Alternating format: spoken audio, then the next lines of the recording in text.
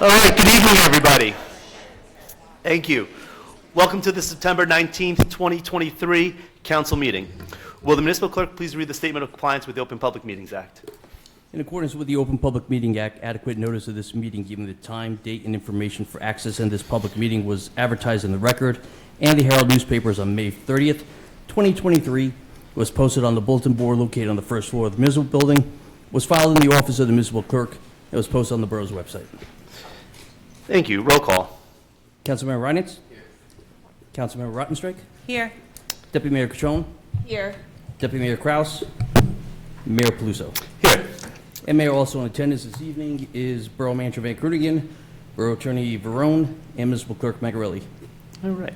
We've got a lot of great people we'll be honoring today, but one of the greatest pleasures of being the mayor is going to swear in a new police officer. So will Police Officer Victor Giles please lead us in the flag salute?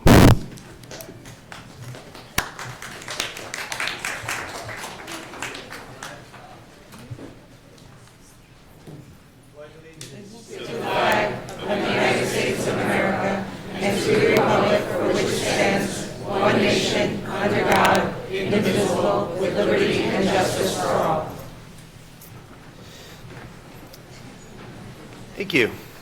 And our first item will be swearing in our newest police officer. So if everyone could just join me below.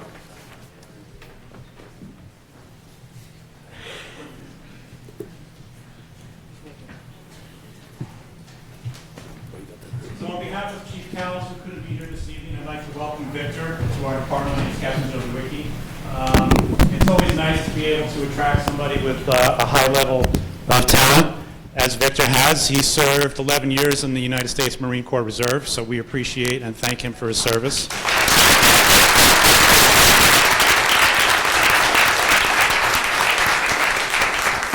And he also served 9 years with the Wallington Police, so we thank him for that, and it's reassuring.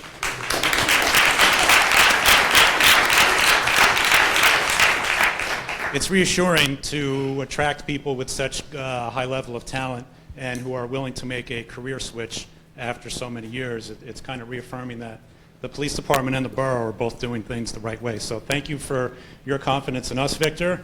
And Mrs. Urgaliz is a heck of a chef, too. We found that out, so we're in good shape.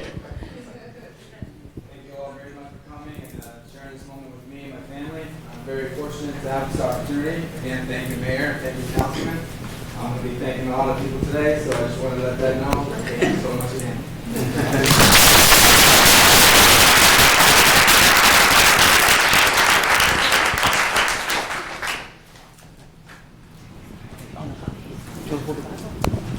Anyone else from his family like to come up?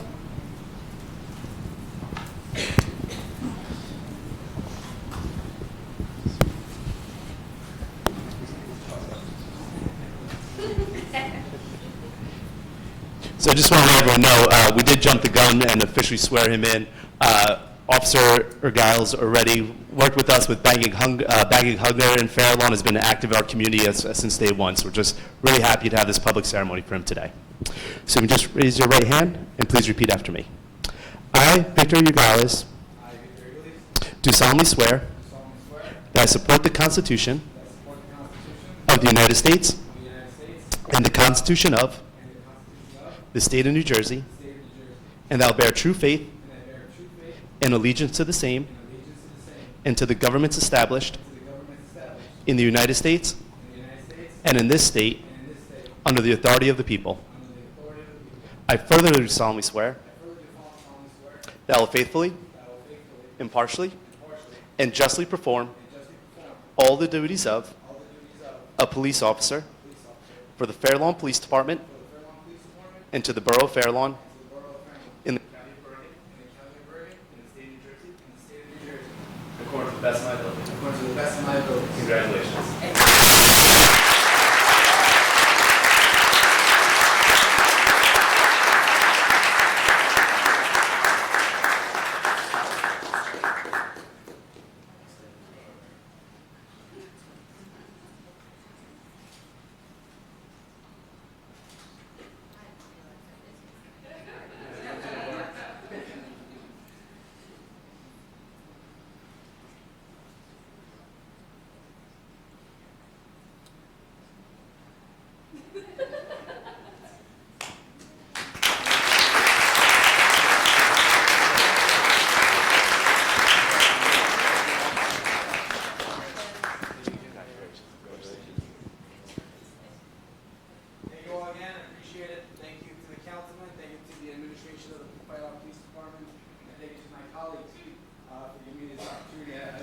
to join this journey on this new chapter. So thank you again.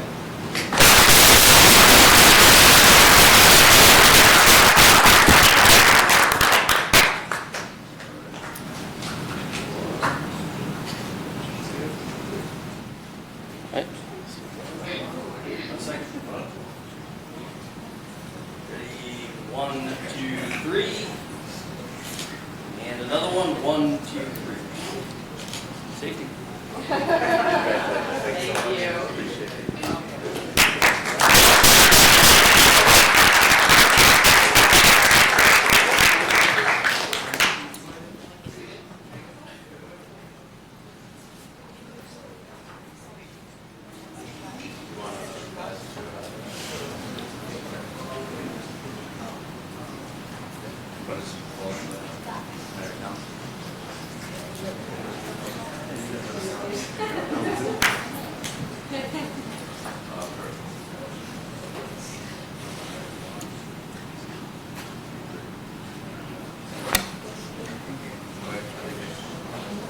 you. Sorry about that. Ready, 1, 2, 3. And one more, 1, 2, 3. All right. Thanks.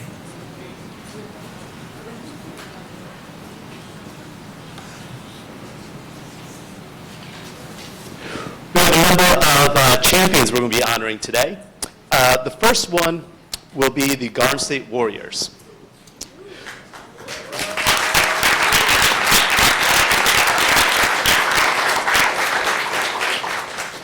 So whereas the National Travel Basketball Association held its Girls National Championship in Myrtle Beach, South Carolina on June 22nd, 25th through 2023. Teams from over 25 states participated in this event. And whereas the Garden State Warriors participated at the AAU 8th grade level despite having mostly 7th grade players. They were the youngest team overall at this level. And whereas the Warriors used their skills and determination to advance from the semifinals and capture their championship win on June 25th, 2023. And whereas the members of the team are fortunate to have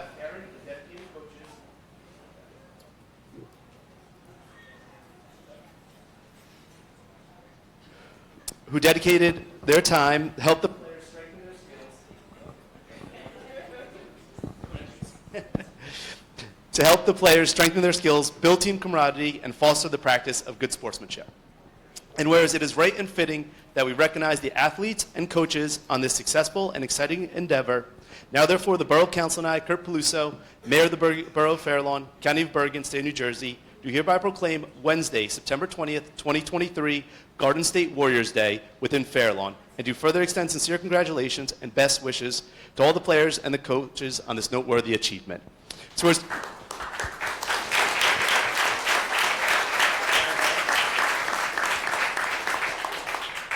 we're just going to read your name. When you hear your name, just come on up. Coach Adam Thor.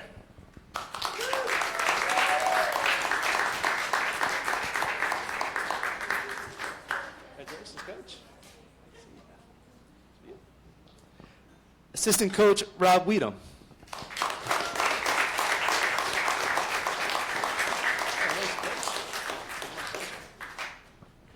Alyssa Patino.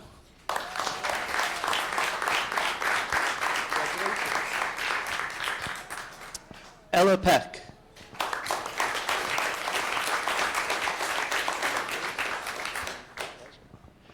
Gisela Tapia. Congratulations. Oh, no problem. Julia Smith.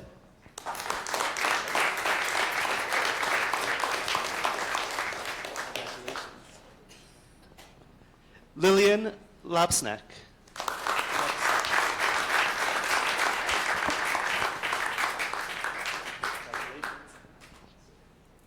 London Anderson.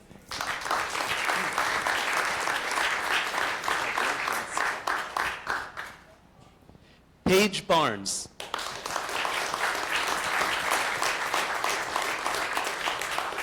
Congratulations. Rachel Thor.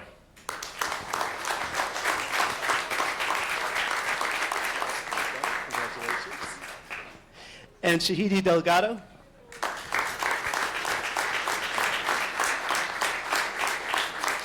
Congratulations. Trinity Horn. Congratulations. Yeah, and can we get the girls in the front? We don't want you guys on the side. You guys are the main attraction. And then, Coach, you want to say? You good? All right, I just want to thank, obviously, the girls' talent is on another level, but without the parents, Coach Rob, none of this is possible. I thank the mayor's office for their support. We didn't get much support throughout the town when we started this a year and a half ago, but the mayor supported us. We appreciate that, and it's been a great year and a half. That's all. Thanks. Team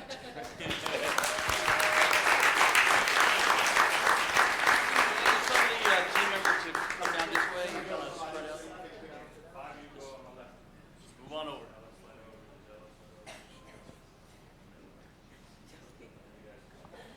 Ready, squeeze together. A lot of people here. Right. Make sure Councilmember Reines is in there. All right. Okay, ready. 1, 2, and 3. Take another one. 1, 2, 3. Thank you. All right,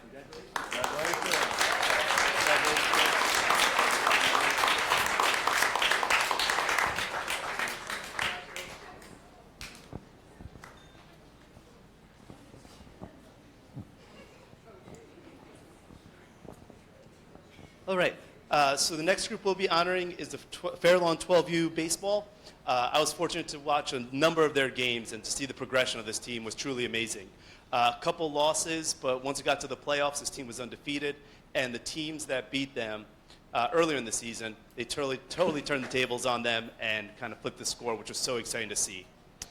So whereas the Fair Lawn All Sports 12U team, a travel team comprised of 12-year-old players, participated in the North Jersey Suburban Baseball League National Championships in July 2023. And whereas the team used their skills and determination to secure an important win against North Halden on July 21st, 2023, earning them the title of Suburban League National Division Champions. And whereas the members of the team are fortunate to have caring and dedicated coaches who help the players strengthen their skills, build team camaraderie, and foster the practice of good sportsmanship. And whereas it is right and fitting that we recognize the athletes and coaches on this successful and exciting endeavor. Now, therefore, the Borough Council and I, Kurt Peluso, Mayor of the Borough of Fair Lawn, County of Bergen, State of New Jersey, do hereby proclaim Thursday, September 21st, 2023, Fair Lawn 12U Baseball Day within Fair Lawn, and do further extend sincere congratulations and best wishes to the team, the coaches, and the parents on this noteworthy achievement.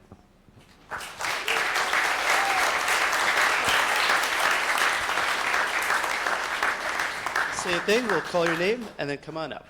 Braden Alligator. Congratulations. Andrew Alaka.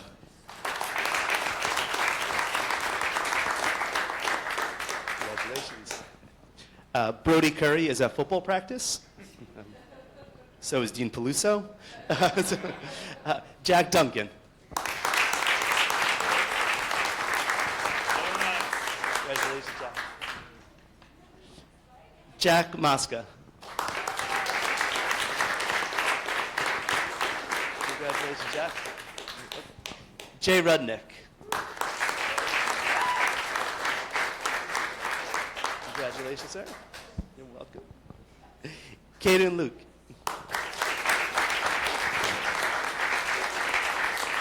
Congratulations, Caden. Matthew Bachagalupo. Congratulations. Michael Pisani.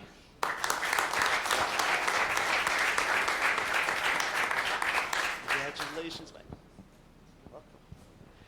Michael Aviv.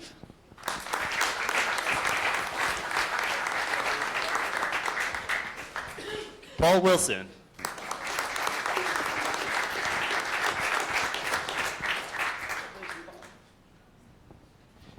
Rio Nozo.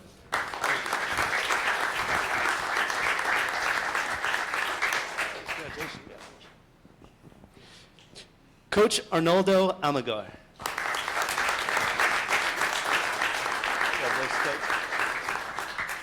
Coach John Alaka.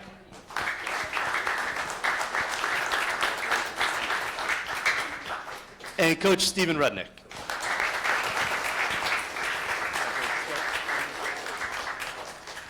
All right, same thing. If half the team could come over on this side. They want a picture of you guys, not us. All the way inside, all the way inside. And then Coach. Yeah, sure. Okay, so on behalf of Fair Lawn 12U, we want to thank Fair Lawn All Sports, specifically Jack Susser, Dan White for their support, the rec department for all that they do, with the fields, and last but not least, the parents with your commitment. We had a chance to coach your boys, and it was an honor on our behalf, for the coaches, staff to work with your sons, and Fair Lawn Baseball is alive. All right.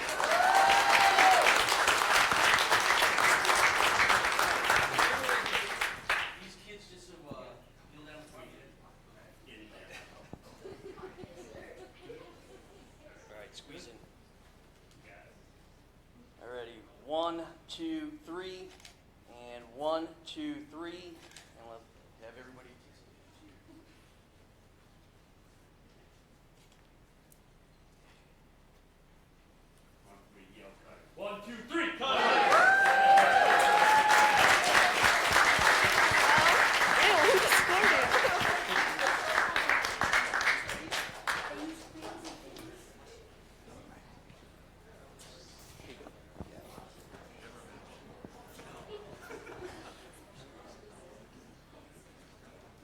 So I'd like to present the proclamation for Breast Cancer Awareness Month, which is October. We'll all be seeing a lot of pink in October, and the pink has a very important message. Whereas October is National Breast Cancer Awareness Month, an annual campaign to raise awareness of breast cancer risks, the value of screening, and early detection. Whereas breast cancer is one of the most commonly diagnosed cancers among American women, over 297,790 new cases are expected to be diagnosed in 2023, and an estimated 43,000 women in the United States are expected to die from breast cancer. And whereas breast cancer will also strike an estimated 2,800 men in 2023, a man's lifetime risk is 1 in 83. And whereas there are more than 3.8 million breast cancer survivors in the United States, including people currently being treated and those who have finished treatment.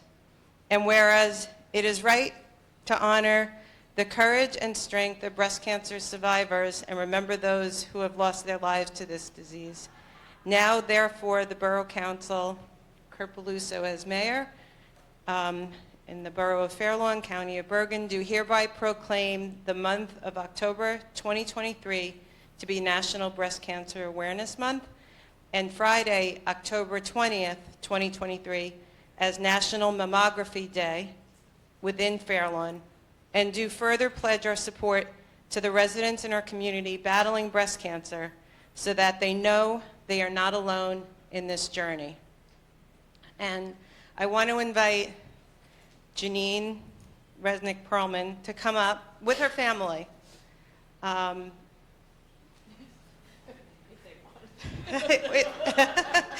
To receive this proclamation and to say a few words. And I want to say, and I'm going to elaborate in my council comments, but Janine was critical to me when I was going through breast cancer and was one of the people that I was able to reach out and support, and who supported me, and I will be forever grateful.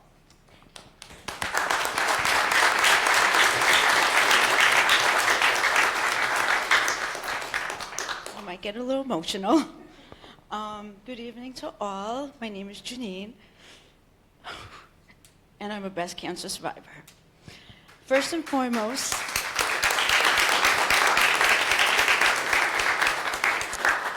I want to thank the Town Council for inviting me to speak this evening on behalf of this very important awareness, which is Breast Cancer Awareness. Breast Cancer Awareness Month, which is in October, reminds you to go for routine mammograms. I ask you to please share this information with at least 5 of your friends and family members to do the same. Breast cancer is not biased to age, religion, gender, or nationality. Early detection can save lives and make a difference. With that said, please make your appointment and for someone you know and care about. Together, let's continue to build awareness and know that each time you see the pink ribbon symbol,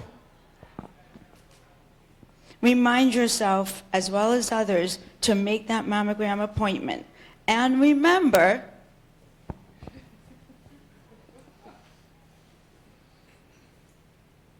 October is when we wear pink.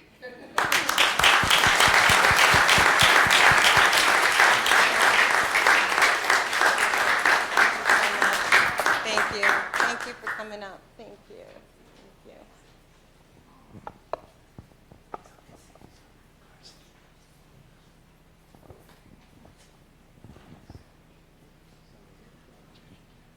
You're in the middle. You're in the start.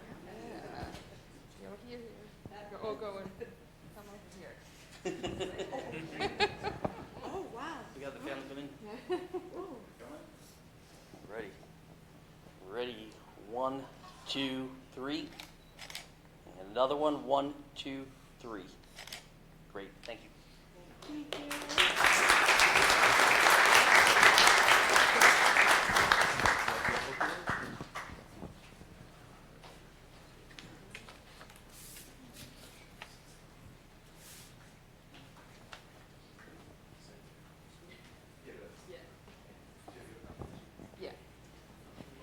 Good evening, everybody. Before I present the next proclamation, I just want to take a second to just say to Gail that all of us on the council are forever grateful that you detected the cancer as early as you did. And for those of you who don't know Gail well, she fought like we knew she would, which was with incredible strength and determination. She didn't miss a single council meeting while she was going through treatment. So I just want to acknowledge that, as I do each year.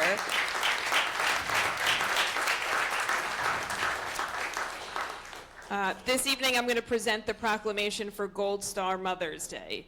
Whereas Gold Star Mother's Day is observed on the last Sunday of September to recognize and honor those mothers whose sons or daughters died while serving their nation in times of war or conflict. And whereas the organization derives its name from the practice begun during World War I of the display of a gold star instead of a traditional mourning attire by a mother whose son or daughter had made the ultimate sacrifice for this country. And whereas the state of New Jersey has also designated the last Sunday of September as Parents of Fallen Military Sons and Daughters Day, in tribute to all parents whose sons and daughters gave their lives during service with the armed forces of the United States, and in recognition of American Gold Star Mothers Incorporated. And whereas the sacrifices and losses suffered by all parents whose sons and daughters have fallen in service to their country are immeasurable and merit recognition by all who have benefited and now live free as a result of their loss. And now, therefore, the Borough Council and I, on behalf of the Mayor, Kurt Peluso, of the Borough of Fair Lawn, County of Bergen, State of New Jersey, do hereby proclaim September 24th, 2023, Gold Star Mothers, Parents of Fallen Military Sons and Daughters Day. I'd like to invite up Ashley Luther to accept this proclamation.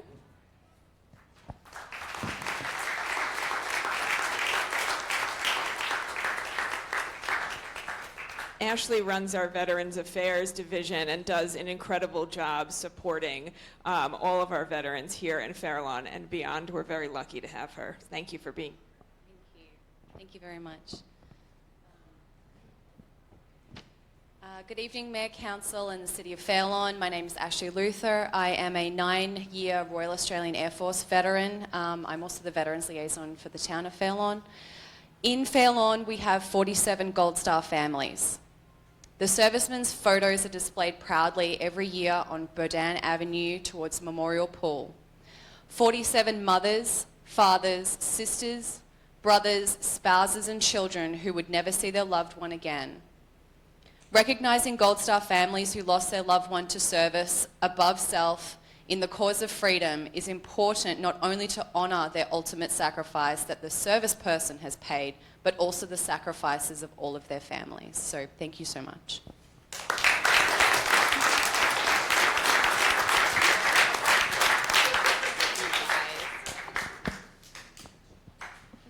Ready? 1, 2, 3. And one more. 1, 2, 3. Next one. Gotcha.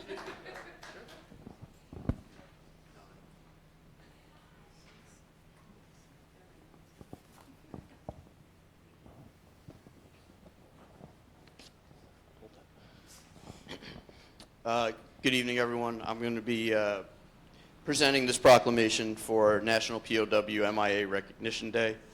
Whereas National POW MIA Recognition Day is observed across the nation on the third Friday of September, allowing Americans to remember the sacrifices and service of those who are prisoners of war, as well as those who are missing in action, and their families. And whereas sadly some of those who answered the call to service were captured in conflict and imprisoned by our enemies, and many remain missing in action. And whereas each year on National POW MIA Recognition Day, we honor those Americans who were prisoners of war and recognize them for the courage and the determination they showed in the face of unspeakable hardships. We also honor those who remain unaccounted for, especially remembering the sacrifices of their families, who must courageously face each day without knowing the fate of their loved ones. And whereas currently the fate of more than 80,000 Americans remains unknown, these Americans who dedicated their lives to preserving and protecting our freedoms will never be forgotten. Now, therefore, the Borough Council and Kurt Peluso, Mayor of the Borough of Fairlawn, County of Bergen, State of New Jersey, do hereby proclaim September 15th as National POW MIA Recognition Day in the Borough of Fairlawn, and ask all residents to join me in honoring former American prisoners of war who suffered through the hardships of enemy captivity, and continue our commitment to find those who are missing.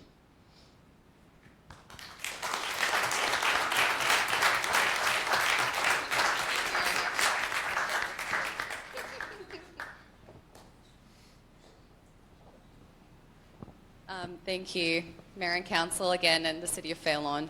Throughout America's involvement in wartime, many citizens have been captured as prisoners of war and faced unimaginable cruelty. Thousands more are remaining unaccounted for even to this day. On POW MIA Recognition Day, we honor their courage and reflect on the profound hardship that they endured.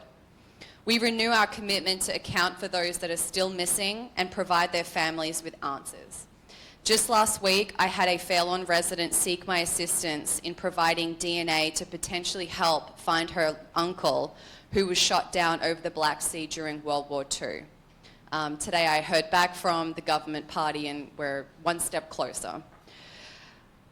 These men and women are gone, but they are not forgotten, and we will continue the work to bring them home and pledge to leave no one behind. So thank you.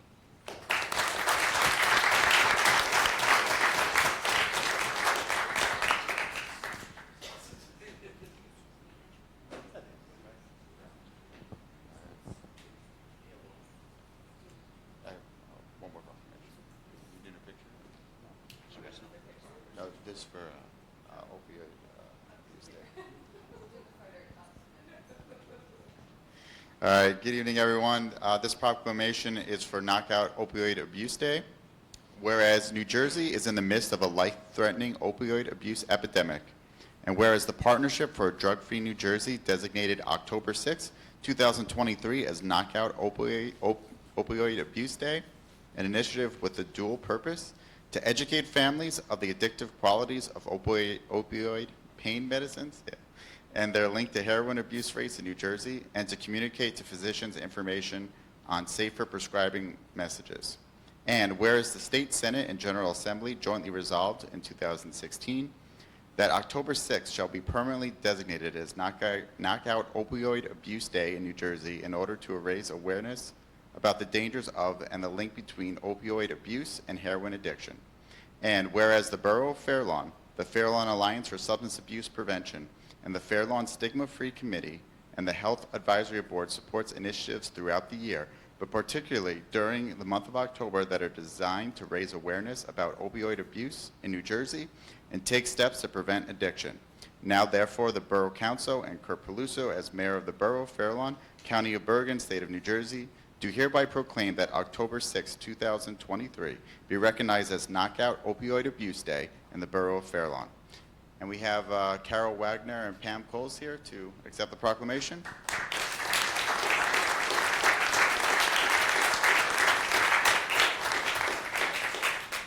Either of you like to say a few words? First, I want to give this to each of you.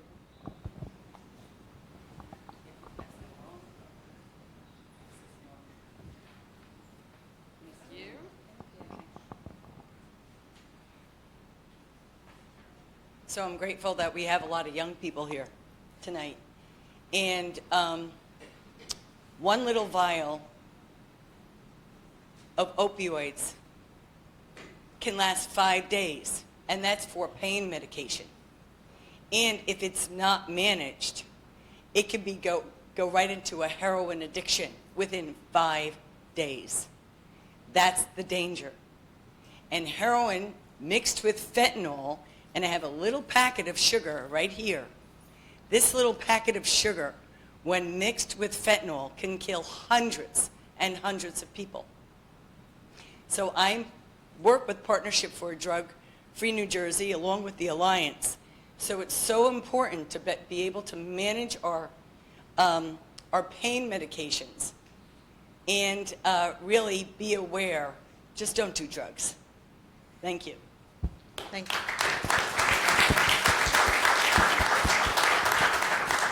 Thank you, Pam. I'm Carol Wagner. I'm the health officer for the Borough of Fair Lawn, but I'm also the chairperson for the Alliance for Substance Abuse Prevention. And it was really important where we always work toward doing preventive activities and education to the community. We invite you to be part of our committee when we do a community events. Stop by and see our table. I know a lot of you have, because you love to play that spin the wheel game that we bring to every single community event. We are usually the last ones to leave the event because we always have people coming up wanting to play the game.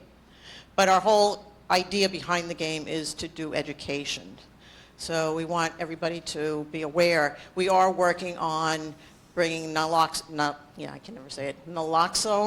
to the community, and that it would be available to anyone who needs it, and that saved a lot of lives. And we're looking to be able to have community members trained in doing administration of that, and that's one of the many things that we are going to start embarking on.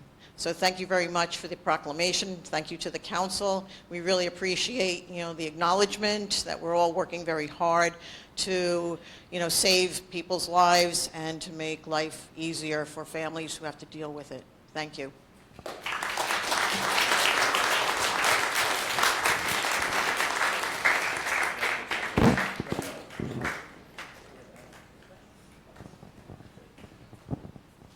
Okay. Everybody ready? 1, 2, 3. And 1, 2, 3.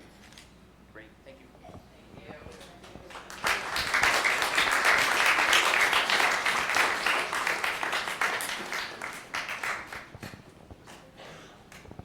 Okay, one more proclamation. Whereas hunger and food insecurity are a reality for far too many of our neighbors, food insecurity can affect anyone, whether they are unemployed, underemployed, or supporting a large family. And whereas food insecurity is a symptom of wider challenges such as unemployment, disability, retirement, or unforeseen financial challenges that people may face. And whereas food pantries in Bergen County have experienced a 22% increase in the need for food assistance compared to last year, and a 40% increase in need from the unprecedented levels seen in 2020 due to the COVID-19 pandemic. And whereas the Bergen County Food Security Task Force was established to support food pantries throughout Bergen County by increasing the supply of healthy food options, connecting those in need to vital services, and investing long-term infrastructure to build a more resilient pantry network to ensure that no one goes hungry in Bergen County. Now therefore, the Borough Council and I, Kurt Peluso, Mayor of the Borough of Fair Lawn, County of Bergen, State of New Jersey, do hereby proclaim the month of September 2023 to be Hunger Action Month in the Borough of Fair Lawn, and to further encourage all residents to remember that neighbors in need by supporting the Borough Food Pantry and other local food pantries within our community. And we have Ashley Luther one more time from the food pantry. So just,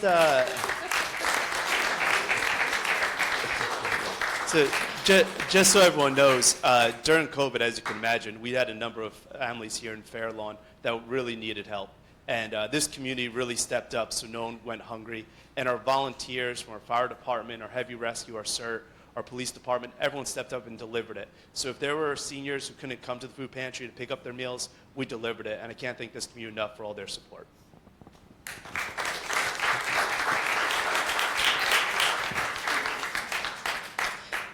Hello, me again. I've recently taken over the position as the food pantry coordinator as well. So it was Liz Maresca, it now moved to Marcy Cassane, and now it's me. And it will be me forever and ever and ever. Here in Fair Lawn, we are currently serving 30 to 40 families every single week. That's 164 mouths that I feed with a bag of food every single week. To put that into perspective, it's 160 cartons of long life milk. It's 320 cans of tuna. And it's 480 rolls of toilet paper that I give out every single month. Some of our family units are made of up to 8 individuals, 4 to 5 adults, and multiple kiddos. So you can imagine how much food these people are needing, and I'm only giving out 1 bag a week. So it's not a lot. Everyone's feeling the pinch, everyone in this room. The post-pandemic economy, no more that can be felt is from our seniors, those living on disability payments, and those that are surviving and doing the best job that they're doing as single parents. So I'm asking for everyone, I'm pledging, please, can you help the Fair Lawn Food Pantry, help the St. Anne's Food Pantry, St. Leo's over in Elmwood Park, whichever food pantry you would like to. Talk through your actions. We don't need thoughts and prayers. What we need is toothpaste and toilet paper and school snacks and ketchup and anything that you would put in your regular cart. Please just think to grab an extra one and drop it down into one of our bins each week, each month, whatever you can afford to do, or help that neighbor out. Maybe there's a little old lady living next door to you that needs help. Help her. And thank you so much to the Mayor and Council and everyone who supports here in Fair Lawn. We're very blessed here, and I'm so thankful that we have such a generous community. So thank you.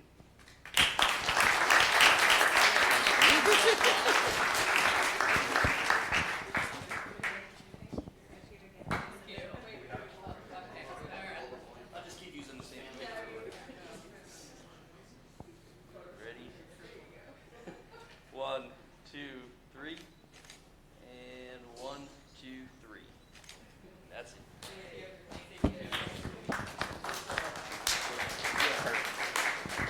Just lastly, I know we had a couple cancellations, but are any of the Green Team interns here today? Yes, okay. Come on up, we got your proclamation, so, oh, fantastic.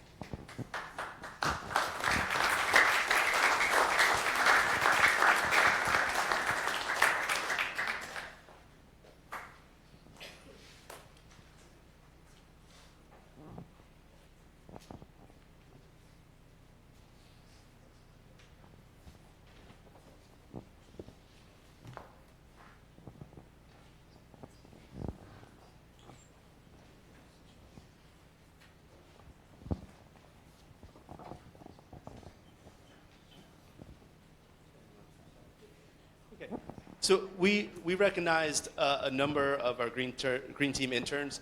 We had a number of young students here in Fair Lawn who during the course of the summer did environmental projects that really helped our borough. They did a number of reports, and that's something that we're going to be utilizing going forward. So each certificate of commendation from the Mayor and Council of the Borough of Fair Lawn presented to Pinnock and Parth, given in recognition of 100 hours of dedicated volunteer service from June through December 2022, collecting and analyzing energy consumption data from 93 accounts over a 4-year period. The team's recommendations and efforts to help the Borough of Fair Lawn advance its sustainability goals and sincerely appreciate it.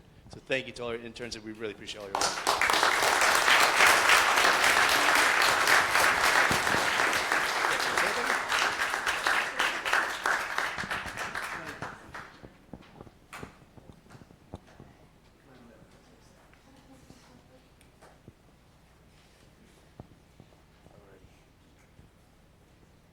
Okay. 1, 2, 3.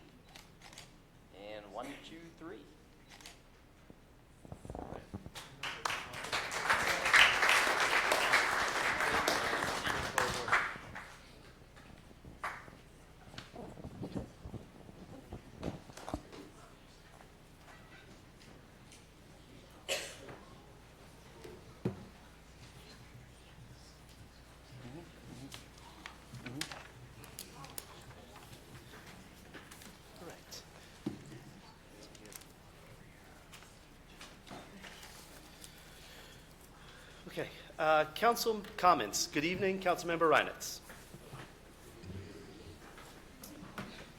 Do that. Good evening, Mayor. I'm just going to give everybody a minute just to clear out.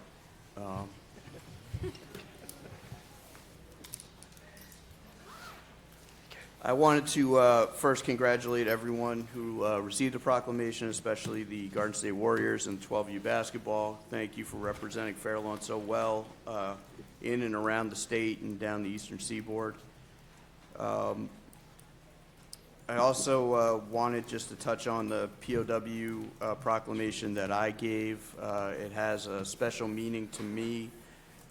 One of my great uncles was in a POW camp in World War II in the Pacific Theater, and when he came back, he was not the same. His family took very good care of him, but unfortunately, I think the vets who came back from World War II did not have the mental health care that hopefully we are putting in place now to deal with PTSD, to deal with other mental health issues. So I want to thank Ashley, who's at the forefront of making sure that our vets in town get what they need.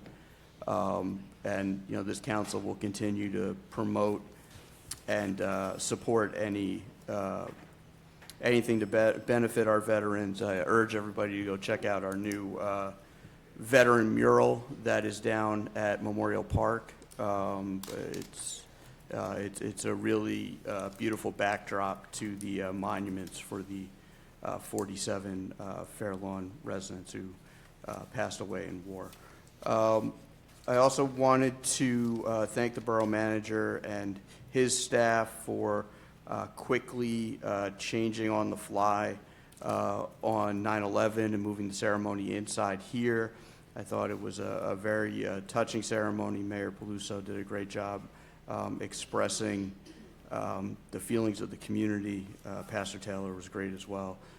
So thank you to everyone involved with that.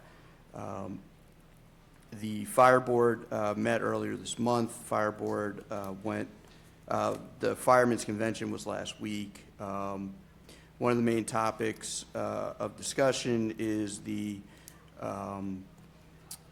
emergency service wall of honor. If you all look back in the back left of the room, there's now a clean wall there. We're going to be erecting a wall of honor for our volunteer emergency services and our police department. I would encourage anyone who's free to come out to the ceremony on October 3rd. We're inducting our first class of inductees. So I think it'll be a special and a very moving night. Thank you, Mayor. Thank you, Councilmember. Good evening, Councilmember Ronsrijk. Good evening, Mayor. I just wanted to thank everybody who gave these proclamations and received these proclamations on behalf of our community. It's been my unfortunate honor to have to present the breast cancer awareness proclamation for quite a few years as a breast cancer survivor. I was diagnosed with breast cancer during Breast Cancer Awareness Month, October of 2019. And as it happened, the mayor was away, and I was the deputy mayor, and I sat in the mayor's seat knowing what nobody else knew, which was that I had been diagnosed with breast cancer. So this is always an emotional time for me. The reason that I speak out about it and have been very public about it from the beginning is because the same day that I was diagnosed, my friend Donna Murray, a lifelong resident of Fair Lawn, was diagnosed. And she had not had a mammogram for 7 years. And the next year on Breast Cancer Awareness Month, she was gone, and I was cured. And I just can't emphasize enough the importance of early detection, not to wait, not to be afraid. It's not anywhere near as uncomfortable as people make it out to be. And I wanted to thank Janine for being here tonight. She was such a big support to me when I was going through chemo. as Christina said, and I appreciate, you say this every year, and I appreciate that you say that, I kept at this. It was really important to me to not step down from the council, but to stay on the council, because every article that I read about council members and breast cancer was council member steps down, and I wanted to be an example. I didn't want to stop, and I didn't want to miss a meeting, but I also didn't want to go to the meetings without hair. So I was doing everything that I could do to save my hair. But when COVID hit, my chemotherapy treatments got compressed and doubled. And the method that I used to save my hair was very time consuming, and the nurses didn't have time for that, and I wouldn't have asked them to take the time to help me with that. So within, a week, I went from having hair to have lost all my hair. And it was, traumatic. And Janine just supported me, and she sent me pictures of when she had lost her hair, and she sent me pictures of as it had grown back, because you don't believe it's going to grow back. You just think, this is what I'm going to look like forever. And she just, it sounds like a small thing. It was so important. It meant the world to me to have her support. And I want to be that support to others, as does she. And I encourage everybody that this is the time of year that Jews celebrate the high holidays, Rosh Hashanah and Yom Kippur. And my rabbi, the message of her sermon was to reach out, because of COVID, I think we came within ourselves and we don't reach out enough to other people. And it's really, really important. You change a life. You can save a life if you reach out. So I just wanted to say thank you again to Janine. And then I just have a few announcements. We have coming up on October 1st, we have our third annual tree planting event. It's at Westmoreland. And it's a coming together now of the borough and the Board of Education to plant trees in the borough right-of-way on elementary school properties. And we're just trying to encourage everybody to take a tree, plant a tree. We've had a great response to our residential tree planting program this year. We were oversubscribed, and we just want everybody to take that action. And then I want to mention another action that you can take to preserve our environment, which is you can, when the leaves fall from your trees, you can leave them. You don't have to rake them or blow them. You can leave them, and they'll actually nourish your lawn. You can rake them into your garden beds, and they'll act as mulch. So, I know that there's, some aggravation sometimes about people feeling that they have to pick up these leaves and put them in bags and, put them out. But they can stay, and they'll actually do a lot of good if they stay. So those are all my comments. Thank you, Mayor. Thank you, Councilmember. Good evening, Deputy Mayor Catrone. Good evening. Thank you, Mayor. I just want to start by giving a few thank yous. I'd like to thank the Indian community in Fair Lawn who invited us to participate in their Indian Independence Day down by the cricket pitch, not field, pitch. I've learned. It was just another wonderful event that shows the diversity and inclusivity that is the town of Fair Lawn. So it was wonderful to have been there to celebrate with them.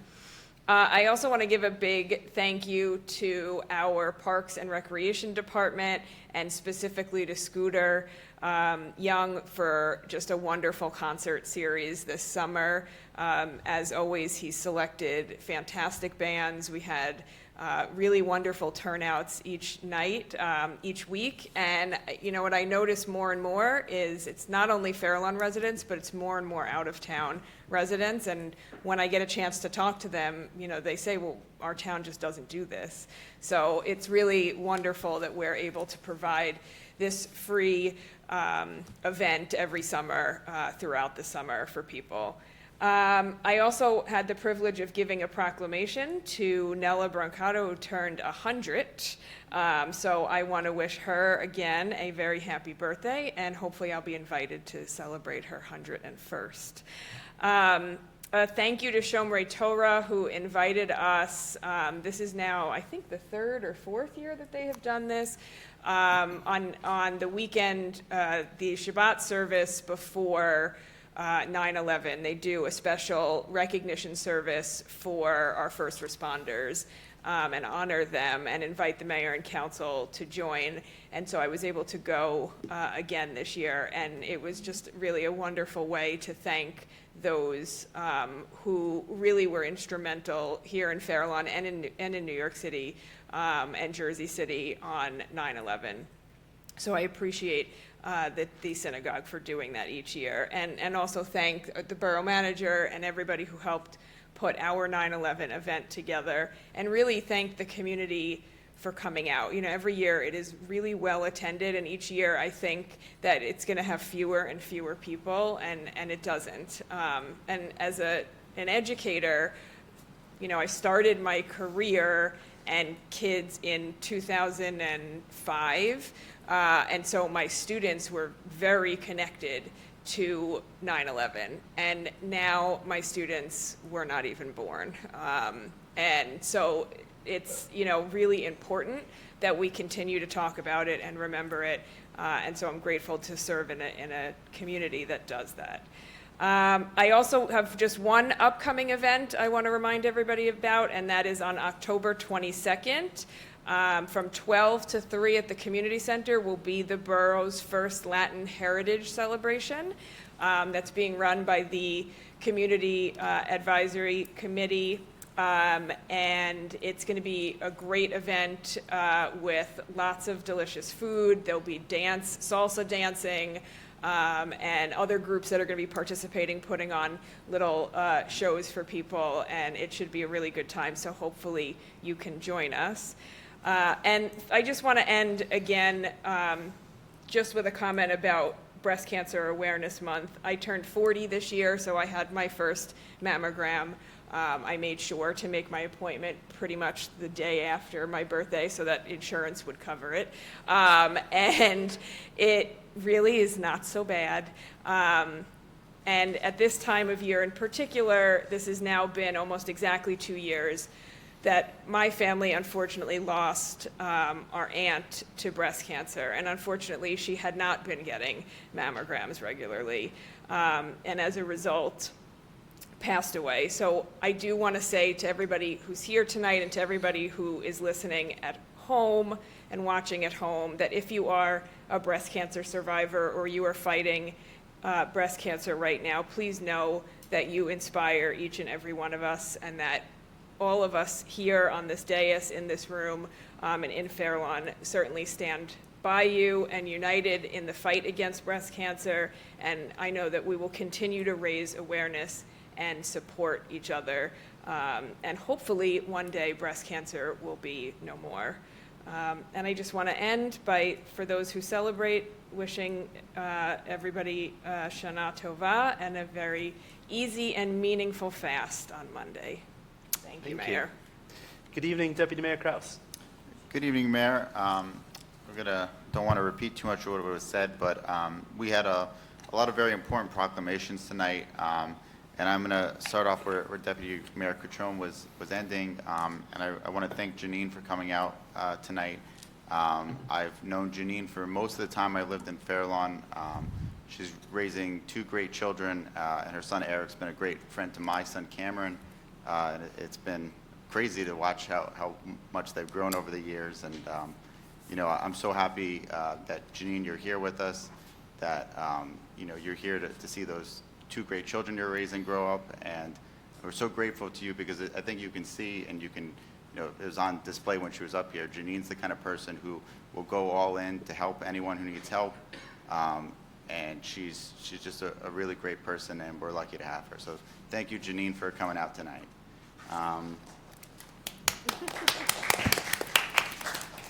I do also want to extend my congratulations to the Garden State Warriors and the 12U baseball team. You know,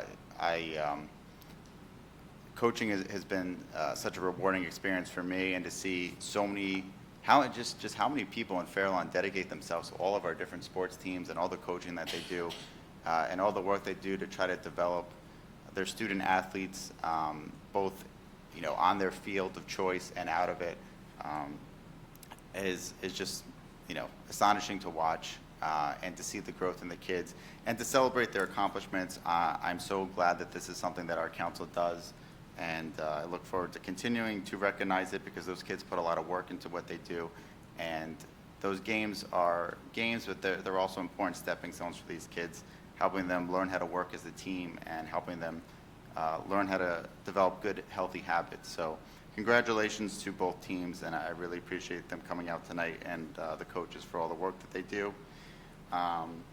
I want to take the time to recognize Ashley Luther, who came up for 3 proclamations tonight. And, you know, another story of the last 4 years that I've been on the council is just watching, you know, Ashley and the more responsibilities that she's taken on in the borough, from taking over our veteran affairs, and now you heard her, you know, taking over the food pantry.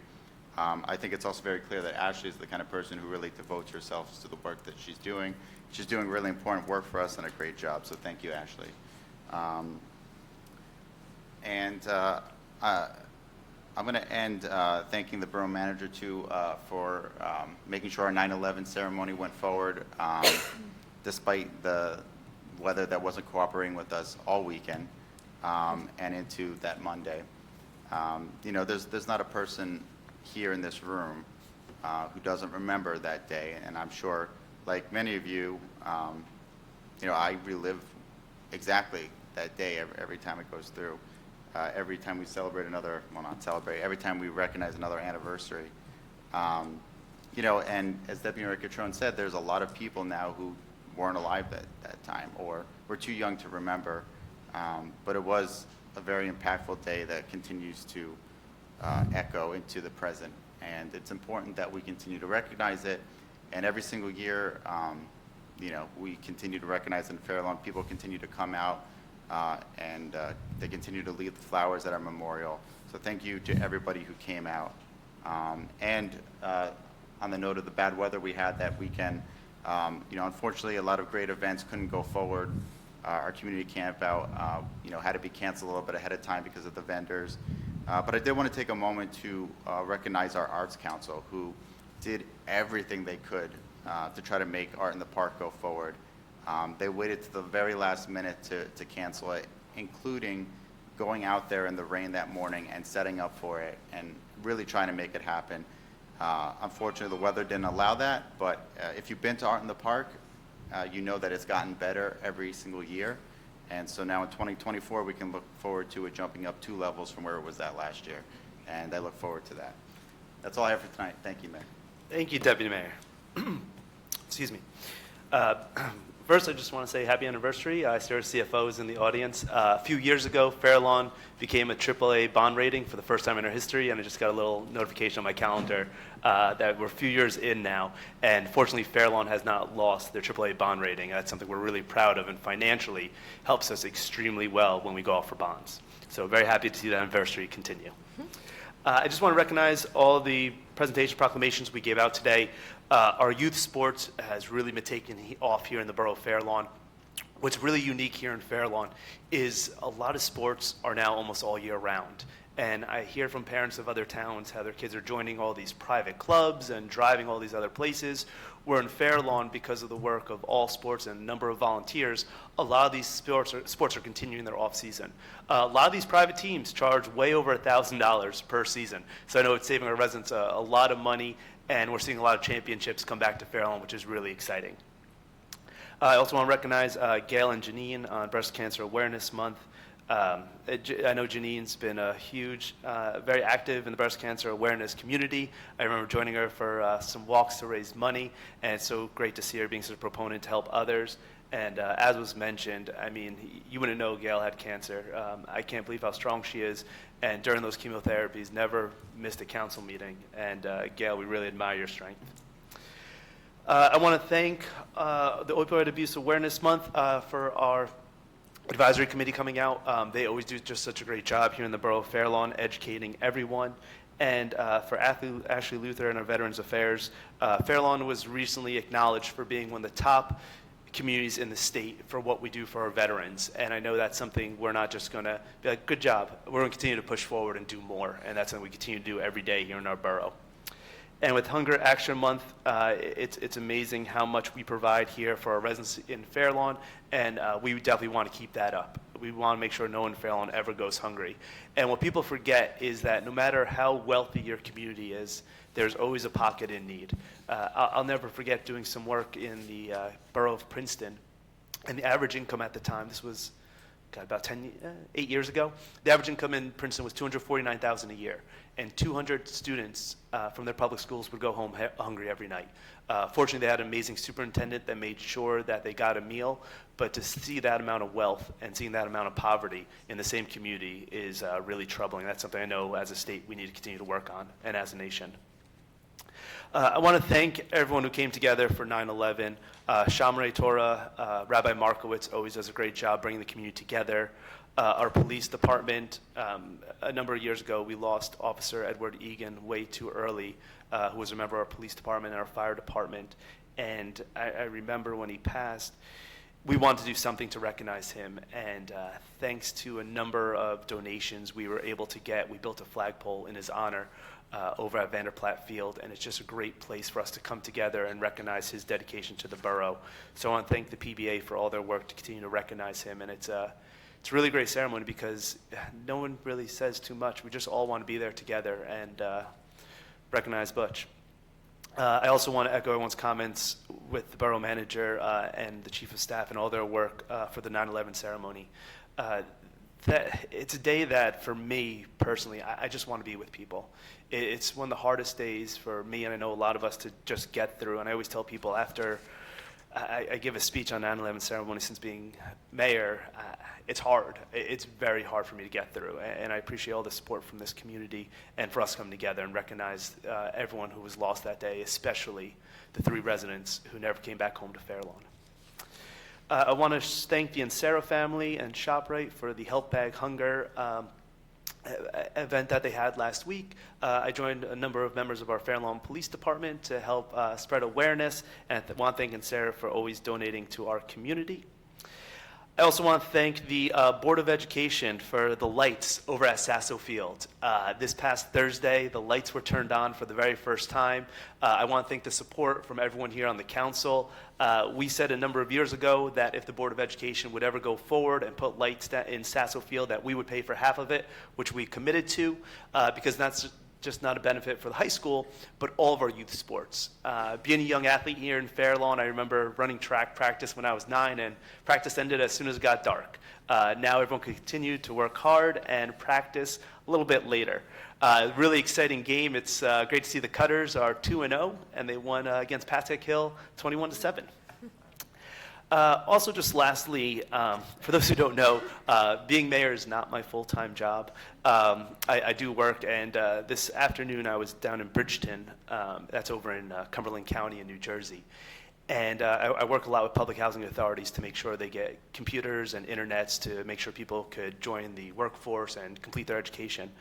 And when I was in Bridgeton, it was just really depressing to drive through that community and a lot of Cumberland County, because you see a lot of store closures, you see a lot of homes for sale. And I spoke to a number of government workers there. I said, what happened to this community? And they said, when businesses leave or residents leave, this is what happens. COVID really impacted that community.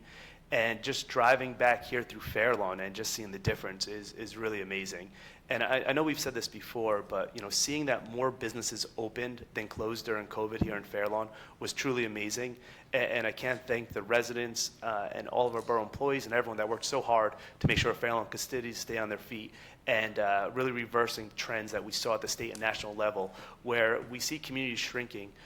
Fair Lawn is growing, and we're trying to stop some of that growth, but it's really exciting because we're seeing an overwhelming amount of people who want to call Fair Lawn home, which is really exciting. And lastly, you might notice that the dais is lit up orange, and I also have an orange tie. This month is Childhood Cancer Awareness Month. We did the proclamation in September just so we can acknowledge the whole month, and we just want to encourage support for anyone that's fighting childhood cancer. As was mentioned last month, there really is enough funding that goes into that, and that's something we're going to continue to support here as a community. Those are my comments. Okay. Mainstream Minute. Good evening, Ryan. Good evening, everybody. So, first and foremost, the small business scavenger hunt went incredibly well. I would like to take the time to thank Pam, because she is in the audience, for leading that endeavor. So last year we received 333 submissions. This year we received 818 submissions, representing over a 140% increase. And we saw a lot of more young people participating, particularly people under the age of 12, which is very exciting to see that level of enthusiasm for our business community. I think that also helped because one of the prize options was a PlayStation 5. But to my shock, they chose the TV who won the grand prize. So that was the other option. So, anywho, in addition to the small business scavenger hunt, we had a number of other great activities going on. We presented, and thank you, Nick, for taking the photo for that, and Gail for joining us, at the Cadmus House. So last year, when we received the first Main Street grant, part of it went to the printing of thousands of historical site brochures to go over the history of Farallon and our site development. And that will be now used to educate people about Farallon's history for years to come. Those are the two major things in August. Right now going on is Restaurant Week within the borough of Farallon. So many restaurants are offering discounted menu items or special menu items this week. So it's a good way to encourage people to shop local during the really first month back to school. So that is it. Thank you, guys. Thank you, Ryan. Okay. Ordinance on first reading. Ordinance number 2678-2023. An ordinance to amend Chapter 125, Land Development, Article 5, Site Plan and Subdivision Standards, more specifically Section 125-53, Stormwater Management of the Code of the Borough of Farallon, 2000. May I have a motion that ordinance number 2678-2023 be passed on introduction, advertised according to law, and that a public hearing be held on October 25th, 2023? So moved. Second. Discussion? Roll call. Councilmember Reinitz? Yes. Councilmember Rottenstrike? Yes. Deputy Mayor Catrone? Yes. Deputy Mayor Kraus? Yes. Mayor Peluso? Yes. Ordinance number 2679-2023. An ordinance of the Borough of Farallon authorizing the acquisition by purchase of real property identified as Block 5614, Lot 23, located at 13-01 5th Street, Farallon, New Jersey.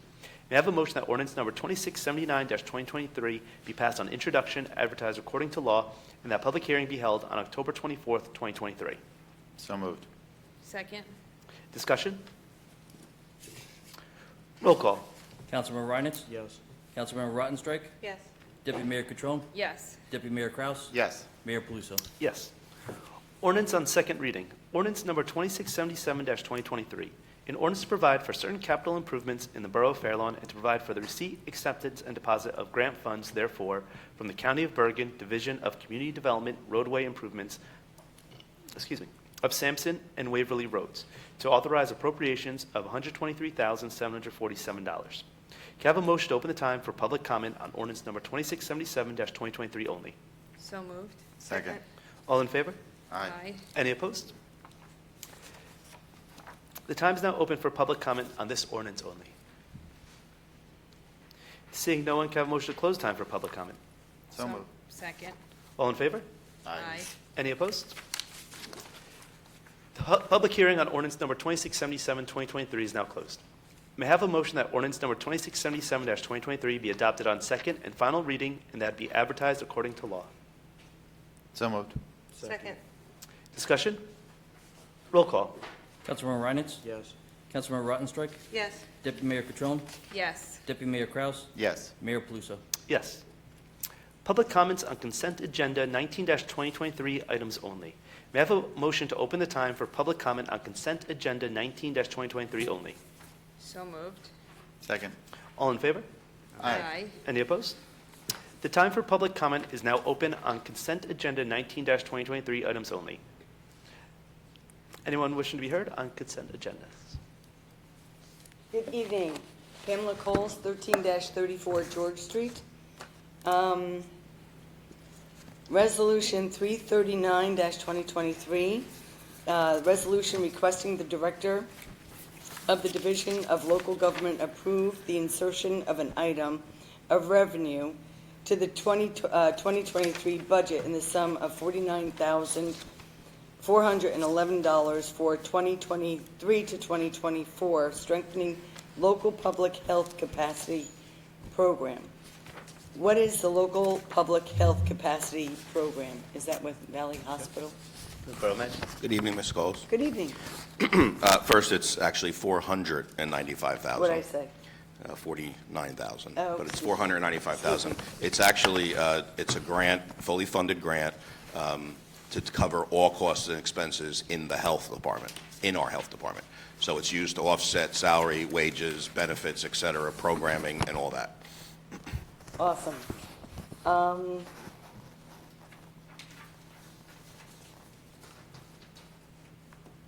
Okay, the resolution 346, 2023, resolution authorizing all lead New Jersey GLS inspections, SA ARCA inspections, and Tedesco Engineering and Environmental Services to provide lead paint inspection services on single-family, two-family, and multiple rental dwelling units before 1978 in the borough of Fair Lawn, I imagine.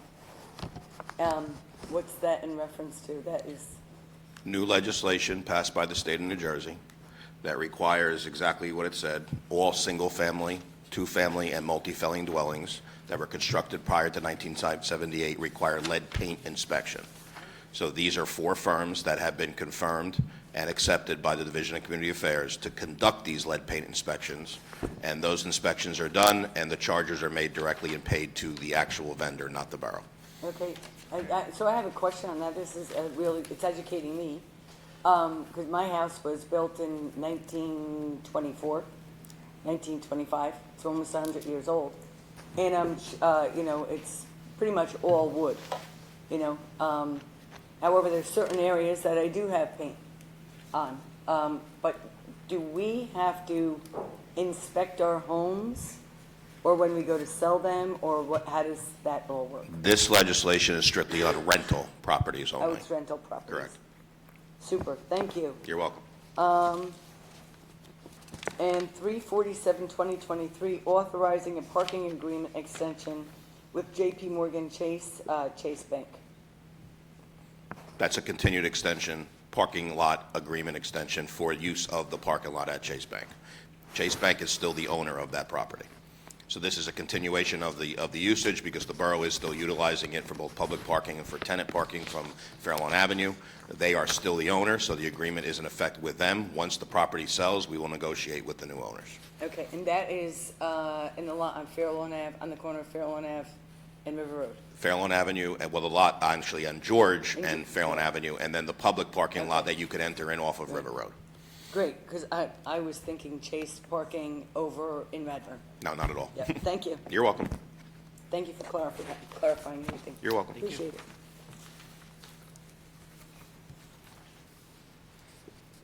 Seeing no one else, can I please have a motion to close the time for public comment on consent agenda items only?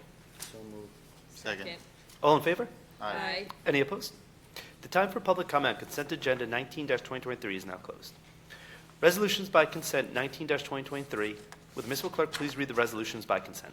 Whereas the following resolutions, 334-2023 through 357-2023, having heretofore been placed on this consent agenda, require no discussion in same, having been previously reviewed by each council member, be and are hereby adopted, ratified, and confirmed in their entirety by the mayor and council of the borough of Fair Lawn. Can I please have a motion to pass consent agenda 19-2023, resolutions 334-2023 through 357-2023? So moved. Second. Roll call. Councilman Reitens? Yes. Councilman Rodenstrike? Yes. Deputy Mayor Catrone? Yes. Deputy Mayor Kraus? Yes. Mayor Paluso? Yes. New business. Anybody have any new business? No. Can I make a comment now? Yes. Okay. I just wanted to point out and comment that on the consent agenda item this evening, we did approve an interim borough manager. She's sitting in the audience right there, Maureen Ruan, and she works with a company called New Jersey Community Solutions. So we're kind of getting a 2-for-1 deal with this. For those of you who don't know, it is incredibly difficult to find borough administrators and borough managers right now. As a matter of fact, the owner of this company, Matt Watkins, who couldn't be here tonight but will be working with us as well, is actually now offering classes to try to get more people certified to become borough managers and administrators, because there just aren't a lot out there. And one of the most important jobs that we have in our form of government is to hire a borough manager, so we don't take that lightly. And instead of rushing in and just picking somebody, as our borough manager is unfortunately retiring and leaving us in December, we thought that it was prudent instead to bring in an interim to give us the time that we need to really vet and find the perfect replacement, which will be very challenging. So I'm excited that we're moving forward with this, and I think it's going to be really positive for the borough. Public comments. Can I please have a motion to open the time for public comments? So moved. Second. All in favor? Aye. Any opposed? The time is now open for public comment. There's a 5-minute time limit. You must provide your name and address.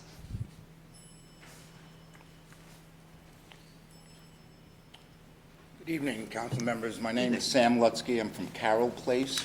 We have other residents here from Carroll Place, and I'm here to emphasize and bring up again the problem that we have on our street with the DoorDash drivers. We have 15 to 20 DoorDash drivers that park on our street every day, 7 days a week. They create a situation where it's become a parking lot.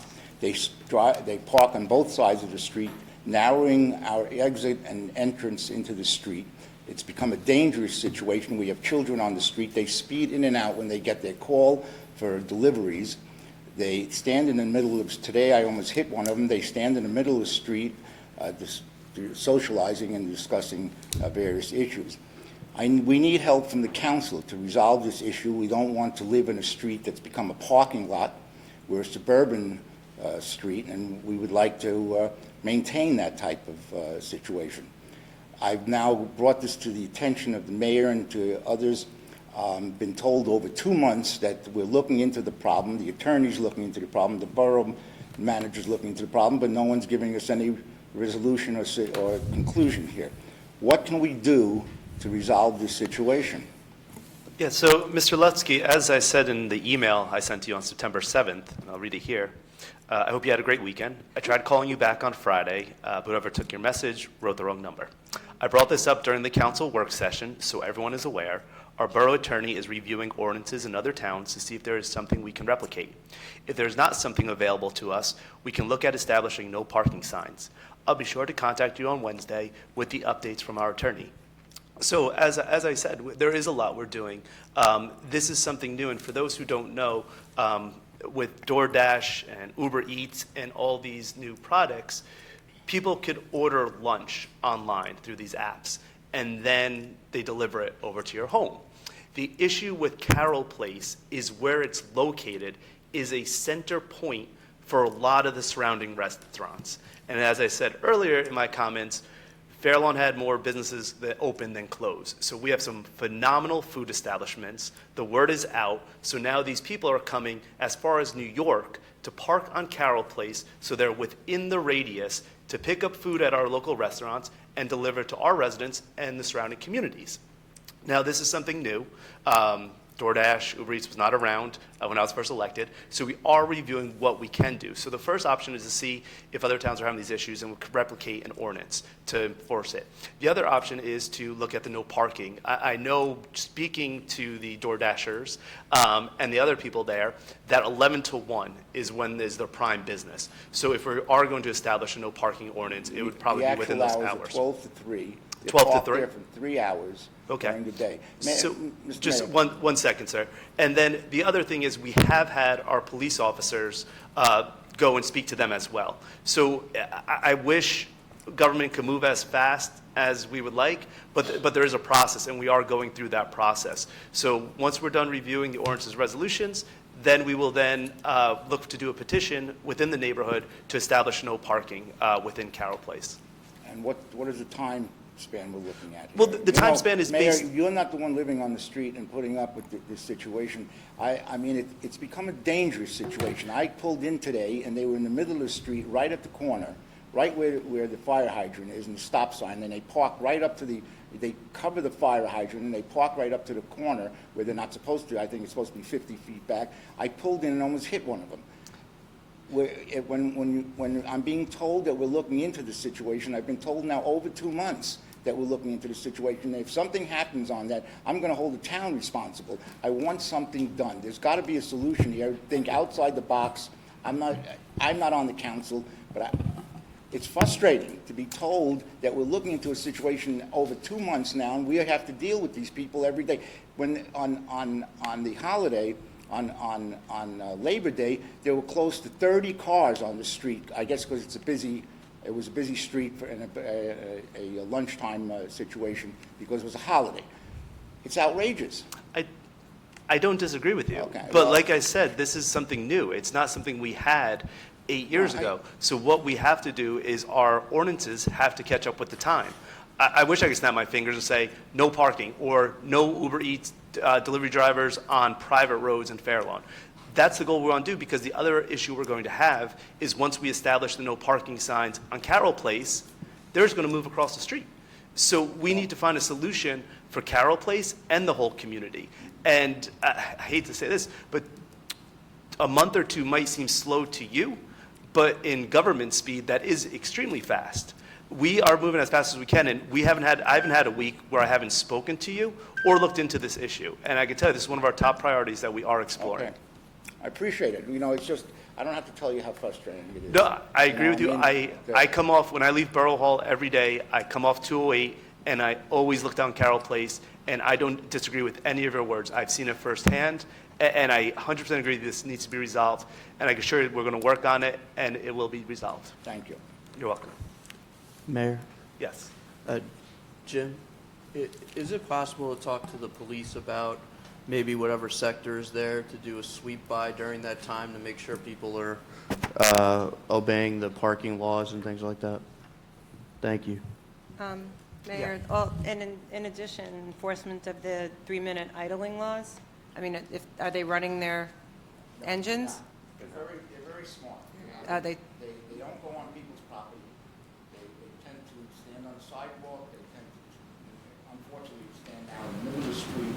They're very careful. They're very polite. You know, if you bring something up to them, the other day I brought a situation that they were smoking, throwing cigarette butts on my property. They cleaned them up right away. That's not the problem. I feel for them. They need a place, but I don't want it to be my street. Yes. Yep, come on up. I'm waiting for a different issue. Yeah, and public comments, you bring up any issue. Right. Andrew Collins, 1-11 Grinnell Place.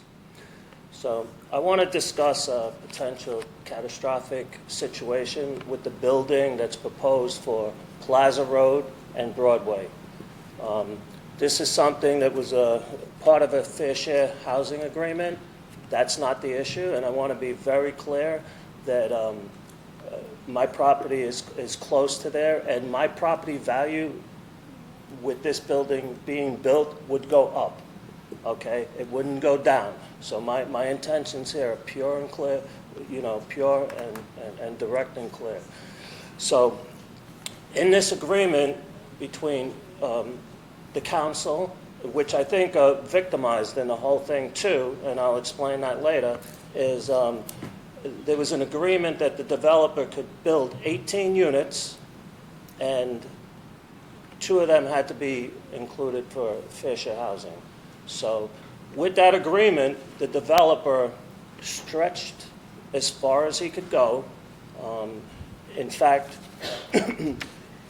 what he proposed and was approved is 69% bulk coverage instead of 35% allowable. As far as the setbacks, on the side street, which is Plaza Road, they got approved for 3.6 feet, and it's supposed to be 22.2 feet. So you have a narrow sidewalk, okay, on Plaza Road. It's not enough for two people to walk together with buses and tractor trailers flying down. In the side yard, it's actually 1 inch from the fence when it's supposed to be minimum 10 feet. The other neighbor's yard, it's 19 feet when it's 45 feet required. The point I want to make is that, and I know mayors have a very tough time fitting in the fair share housing, sleepless nights, I'm sure, okay?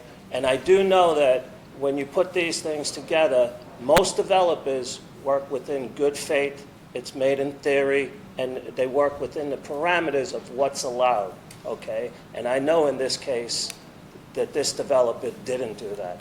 He took the promissory agreement that he could build 18 units, and he stretched it with his main focus how to maximize everything, okay?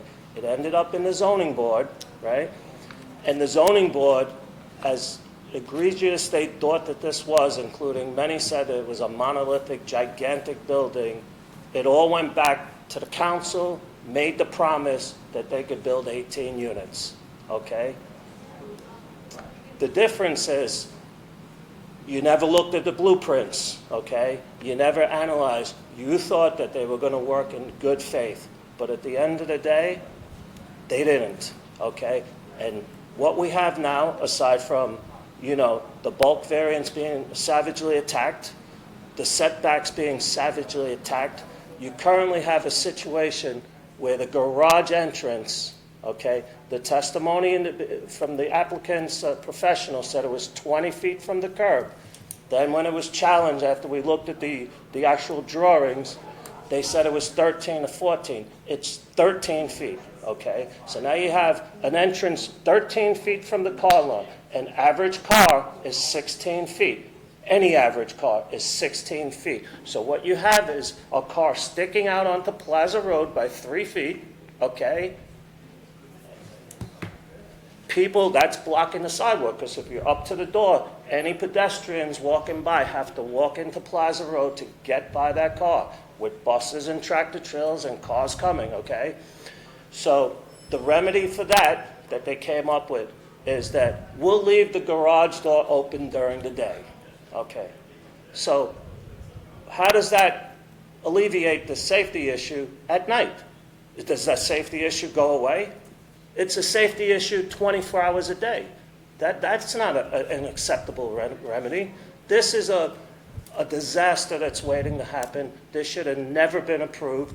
The zoning board erred by just saying, and I take it, I would be insulted if I was on this board, on this council, because based on the merits, as you're looking at everything, okay, this should have been kicked back, and you guys, I feel confident in you guys that you would have been able to maneuver around and either have the guy shrink down the apartments, because they're commuter apartments that actually are, some of them 1,100 square feet, you know, commuter apartments, bigger than the two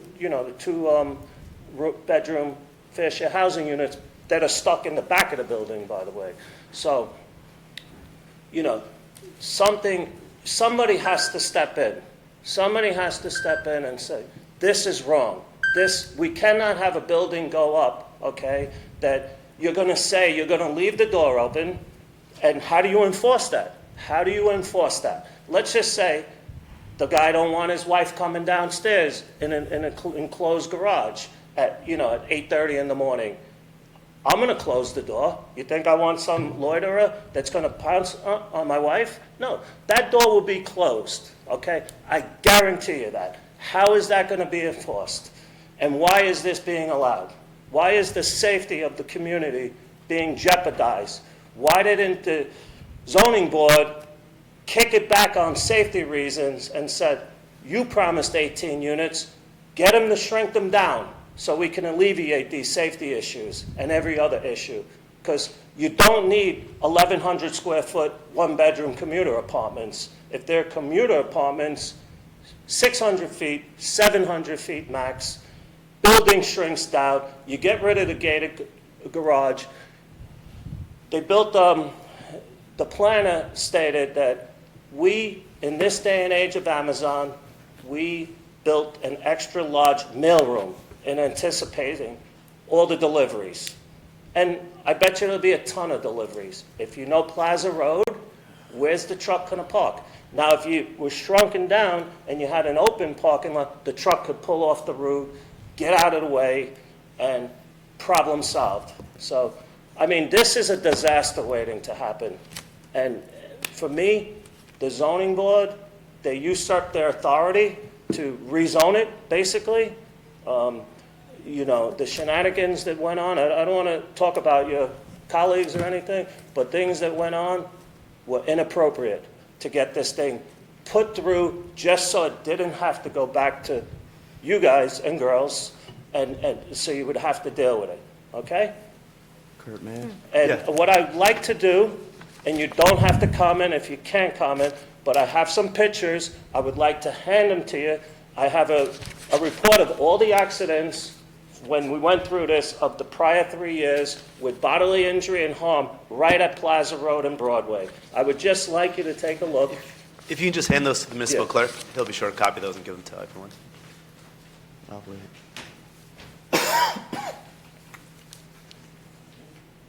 There's a couple that show you a car that's pulled up exactly to the entrance and how it sticks out into the roadway, as well as some other shots of some of the traffic.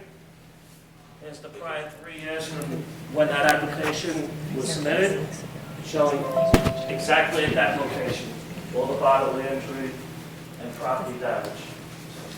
I'm hoping that this could get addressed before it's too late, because once it's too late, there's nothing you can do. Then you got to deal with the issues coming along. Okay. And Council. For you, Gail, I wish I could have helped you out last night. I think you guys made a good decision. But I'm a tractor trailer driver, and every question you had, I'm an expert. 35 years tractor trailer. The diesel, but I couldn't get involved, but I could have answered all your questions.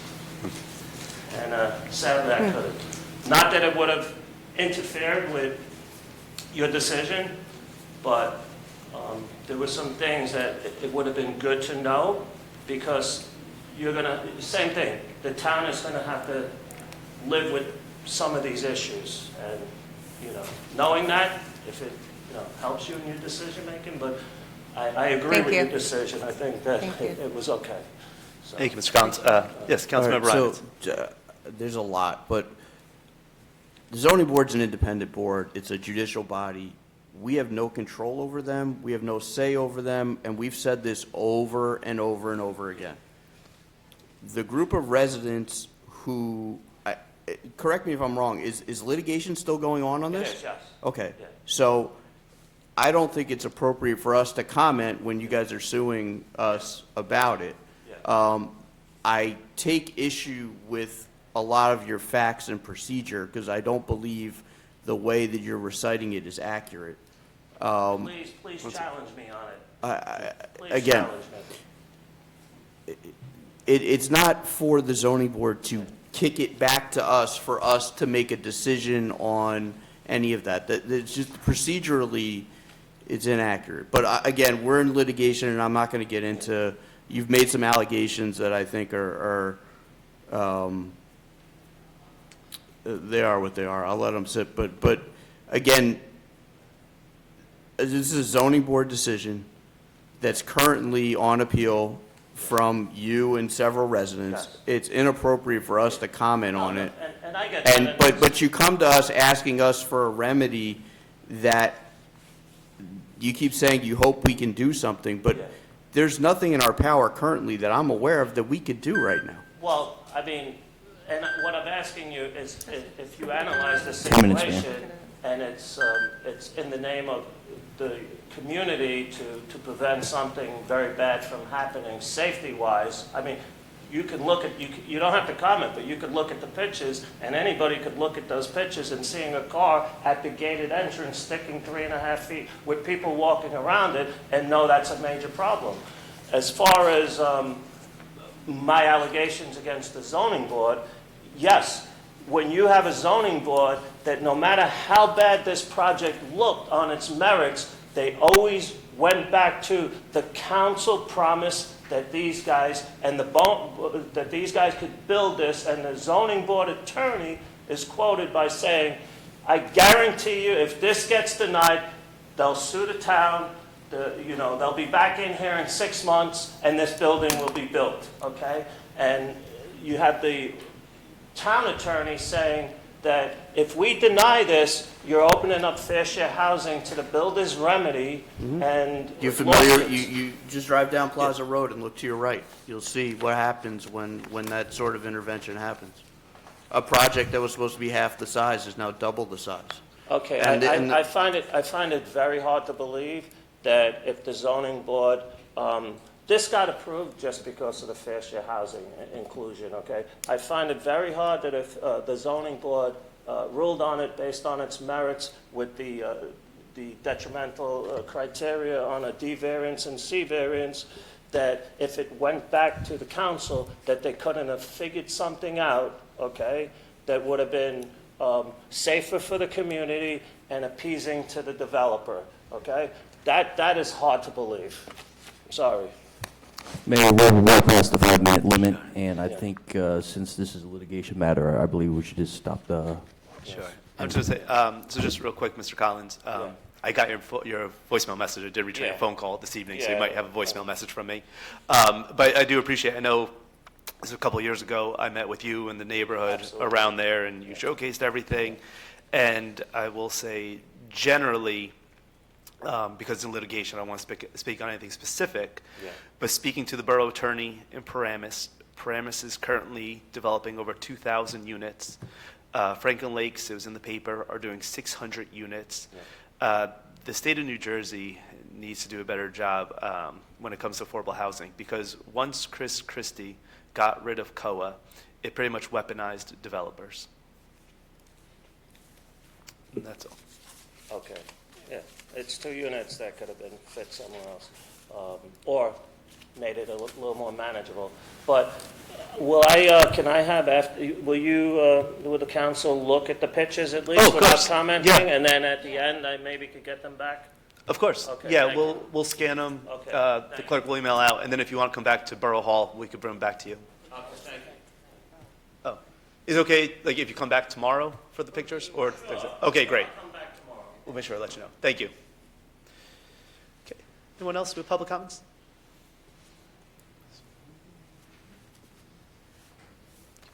Good evening, Pamela Coles, 13-34 George Street. I just want to reiterate, Restaurant Week is this week and next week, and we have some phenomenal restaurants in town. People who are, some of the restaurants that are participating are Sage, Poke Express, Taco Buzz, JJ's Pub for the food only, Dutch House for the food only, Davia's. So, I mean, we have a plethora of restaurants that are really participating, and, you know, I think everybody should just have a field day and go out and eat, you know, and really support our local restaurants. I definitely second that. A lot of good restaurants there. Yeah, they really are, and it's absolutely phenomenal. And I love doing what I'm doing with Main Street. It's just a huge gift to be able to support the town that I grew up in, that I raised my children in, and hopefully my grandchild, you know, at some point in time. So I went to the, on another note, separate note, the EPA and the DEP came to town, and we had several meetings over the past couple of months. And regarding the plume in the industrial park area that was been generated by Sandvik Steel and Fisher Scientific. And now, you know, I said even last night at the planning board meeting, it started out as a little puddle. And it grew and grew in the late 70s, early 80s, and it grew and grew and grew, and nothing had been done about it until about 2 years ago, and now it's considered a Superfund site. So my questions are, I'm sorry, just on that, that's inaccurate. I gotta say, it was, Jeannie and Ed were still on the council, so it's probably 10 or 11 years ago. There was a presentation, and the plume has shrunk significantly over that space of time. I remember the color. It was purple. It was a purple plume they showed, and then they had red dots where it used to be. So it has shrunk significantly. It hasn't grown. it hasn't grown? No. But it still goes from the industrial park area underneath Route 208 and has encompassed, the neighborhood behind here, Westmoreland neighborhood. And that's from 2018 that I have a photograph, that I took a photograph from the health department. Yeah, that I'm not sure of because I haven't seen it. But I will say that fortunately the state has been aggressively attacking that plume, and there has been significant gains in shrinking it. So it is being shrunk. That's, some of my questions arose last night, like, when they start putting the pilings into the ground over at the Nabisco site and developing that site for the truck stop, because it's so close, how is it going to impact that plume? Yeah, so I have different questions, and when I asked the woman from the DEP, she said absolutely it can impact that area or the plume in that area. Right, and that's something that's going to be monitored by the state. The whole deconstruction of the property has been monitored to the state. You might see each section as they come off because of the amount of asbestos that was in the building. As it's cleared and they get state approval, then a section comes off. So they can't move forward until they get the state clear. Which, I'm a little... The Mondelez property? Nabisco? Yes. Yeah. But So the state is monitoring. And I will say this, looking at the different guidelines based on each state vary. So what's really amazing is you might recall because of PFOS, we did shut down a number of wells here in Fairlawn. Yes. If we were in South Carolina, we wouldn't have to shut down because of their state codes. New Jersey has some of the most stringent safety codes when it comes to water and environmental policy. Speaking to the state representatives, they are going to be involved, and because we live in the state of New Jersey, now not South Carolina, I do feel a lot more confident in their readings and performing accurate numbers for us. So my questions are, who will be overseeing this? Because a jurisdictional right came up last night at the planning board meeting, like the DEP will be overseeing, on a federal level, will be overseeing this, the plume site. Yeah. So I was a little, No construction can happen at that site until the DEP says it's okay to do so. And the DEP is going to take into consideration the issues surrounding. They're not just worried about the Nabisco site. They're going to look at everything. So they can't do anything until the DEP says it's okay. And the EPA is going to be continuing to monitor the Superfund site, the plume, as we, that we're building, not us, Sandvik and Fisher Scientific are building a water treatment plant for this specific area. Yeah, but I'm not certain of any meetings that have been spoken about here from Fairlawn regarding the site of where it's going to be built, or well, they had the presentation, I think it was about a month ago. They came and presented, where the water treatment plant will be sited. That wasn't part of our discussion. That's why I'm a little confused and a little these about speaking about are really two separate things, because one thing is the Nabisco redevelopment site, which is That's completely separate. Yes, completely different and So- distinct.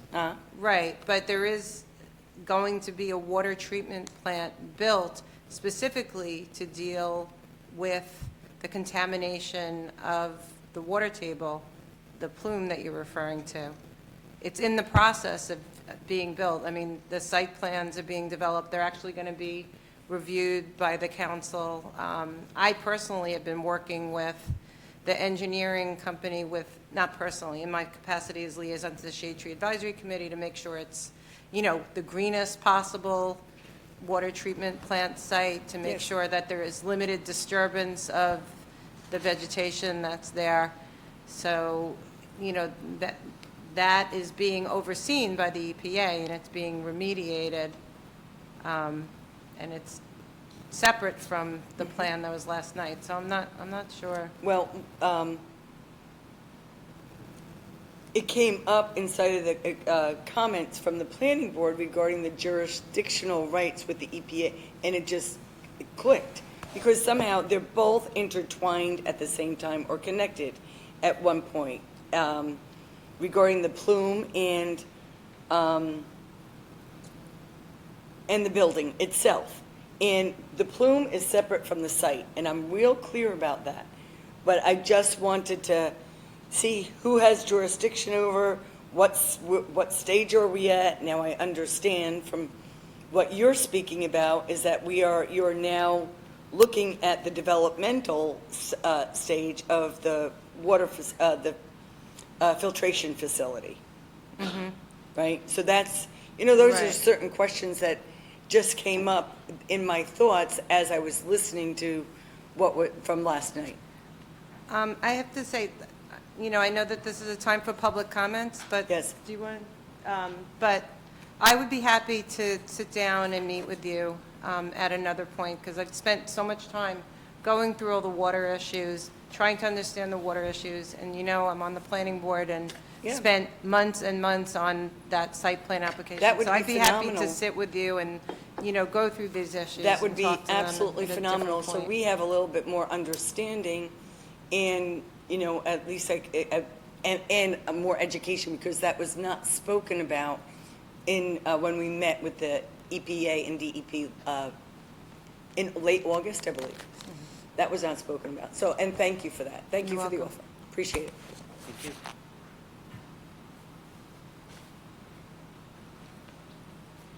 Good evening. My name is Olga Ginsburg. I'm the resident of Fallon at 1306 11th Street. I saw the flyer about tonight's meeting, and it was about collaboration between the government and the residents. And it was encouraging, exciting, and it was a perfect opportunity for me to stop by and share my concerns. And I'm also proud and happy to say that last night and during the course of 8 weeks, the residents of Fallon showed up, engaged, were involved in the planning board application. And unfortunately, our engagement, our involvement wasn't heard. So my question to you tonight, if you can comment on it, how can we get from being engaged, being involved, to being heard? If you can comment on this. And to add to this application has been approved last night, and a lot of people don't have information on it. Either they are uninformed or they have the wrong information. The information has not been provided, though I know it's available on the website. Tons of pages of information, not so easy for people to review. So I'm asking you, Mayor, I know you've been amazing in running the Facebook Live that I usually either watch or watch afterwards. So can you do a session for the public? Again, going back to your topic for tonight, collaboration with the residents of Fallon. Not only trying them to engage, but also try to hear their concerns and try to come up with a solution, try to do something for us as residents. So can you consider possibility of running an online or offline session regarding this application, the biggest one, I believe, in Fallon? I don't know, in the last 60 years, and possibly I will not see another one coming up in my life here. So will you consider a possibility of running a session with the planning board members or by yourself for the residents of Fallon who would like to learn more from you? Yeah, I mean, there's a number, and thanks for bringing up the social media. post. For those who don't know, it used to be weekly. We now do monthly sessions where any resident can ask questions, and I'll do my best to answer them. On top of that, we do have meetings with the mayors where people call, and I sit with them. We discuss one-on-one for those who don't feel comfortable speaking in a group. There's a number of social organizations in Fair Lawn that I meet with, mornings, afternoons, evenings, with a really flexible schedule sometimes. It makes it challenging. But yeah, I'm always happy to speak to the residents. I know this issue is a little bit different because it was reviewed by the planning board, and as we've said previously, any application that's being reviewed by our zoning or planning board, the council can't get involved in because we don't want to jeopardize it. So when the borough attorney, I'll talk to the borough attorney, when I get the green light to move ahead and discuss it, I will. I can tell you, though, speaking to a number of residents about this application or just hearing questions, the number one concern I've heard from residents is, will this be residential? And I think that the fact that it's not residential really subsidized, really made a lot of residents happy. I think that's everyone's biggest fear. And I do want to thank the council for really looking and making sure we kept up with our affordable housing requirements, because if we didn't, I can guarantee you that would be 2,000 units that would be there right now, and that would have a huge impact. And it was interesting. I did hear from, I will say this, I heard more from Glen Rock residents regarding this application than I did from Fair Lawn residents. And I think for Glen Rock, it's the proximity, and for Glen Rock also, just speaking to a number of the residents who reached out to me, they would prefer it to be residential as opposed to what's being proposed.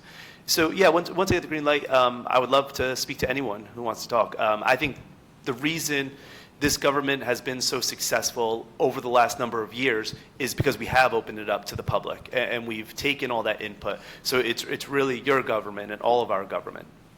So I think what you just said, a lot of people know those will be units, and people, when this is not residential. And people have been concerned, happy with this answer for some time. But now they know that something else is being built there. And it's one of the hugest facilities in this area.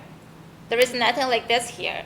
And it's so many environmental concerns, so many traffic concerns. And now people get to realize that, oh, I thought it's not residential units and made me happy, but I'm not happy with this. So this is something, that's why I feel residents of Fair Lawn did not reach out to, because they were satisfied with that answer for some time. Now they're not. Yeah, I just real quick on that. I think two things. One, the two traffic studies that were done showed that there would be less of a traffic impact than Mondelez was. And I think with the environmental aspect, I hate to say this because I love that smell of cookies, but that was a lot of pollutants that was coming, and a lot of carcinogens that were coming in our air. So the environmental impact does not look like it's going to be a huge difference. So based on it not being residential, it not being more traffic, and it not having environmental impact, it really didn't sway as many people as you would think to come to these planning board meetings. Yeah, I'm sorry, Councilman. Yeah, I just want to push back on that people didn't know. When Mondelez was looking to leave, there was national news stories on it. There was news stories throughout the state. When Mondelez left, there was news stories. When the property was built, there was news stories. It's probably the most publicized thing that's happened in the town in the past 5 years. So anyone who doesn't know about it is willfully not interested. We've publicized it. Planning board, Gail, how many meetings do you have? 12 on this, probably? Close to? I'll make my own comments after. But you're done. so I'm just saying, there's been lots of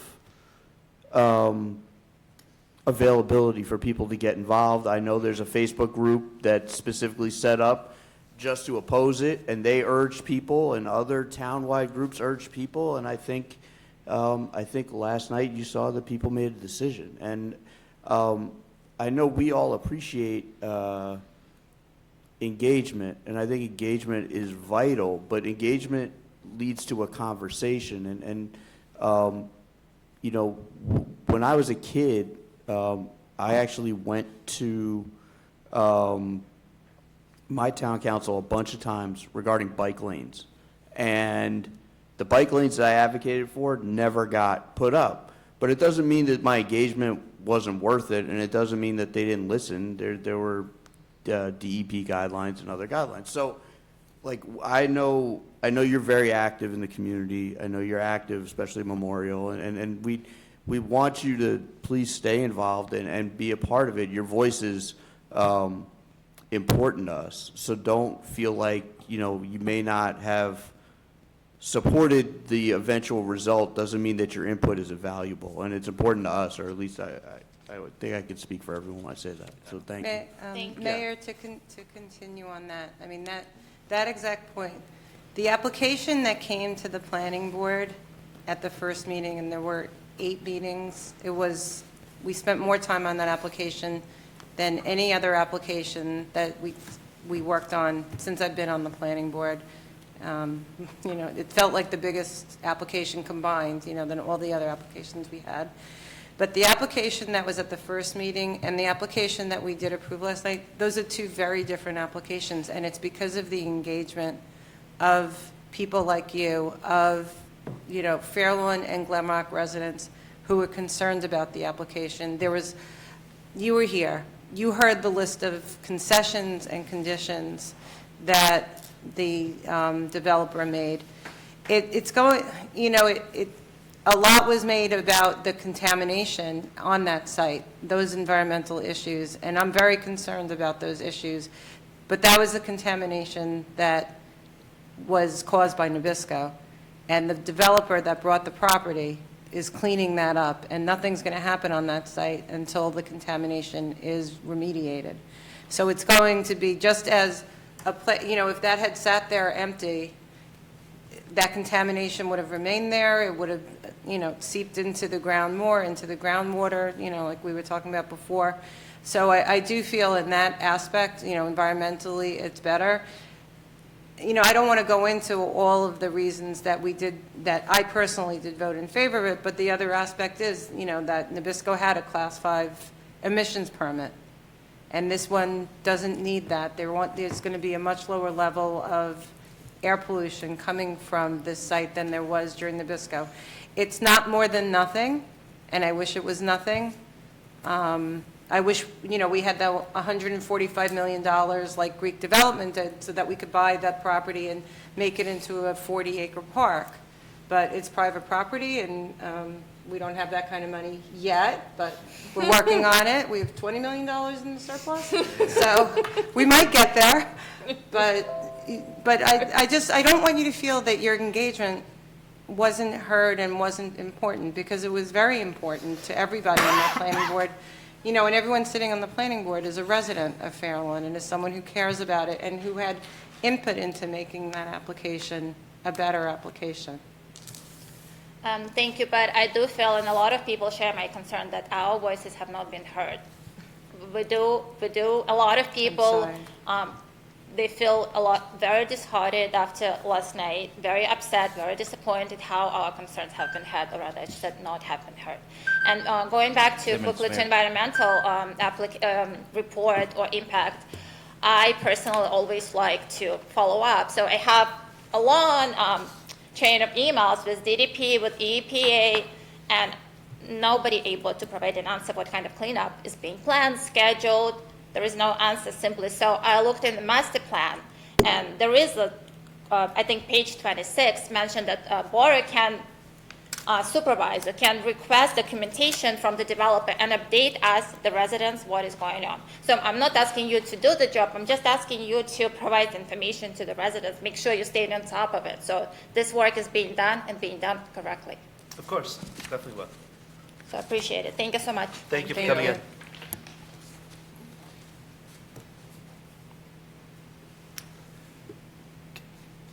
Seeing no one else, can I have a motion to close time for public comment? Oh, sorry.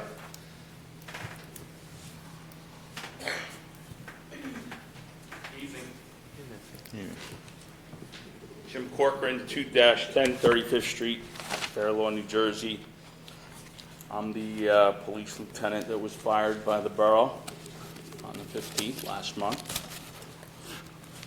So I don't know that I conveyed my message to the council. I watched the recording of the council meeting, and there were some members that came up afterwards and spoke.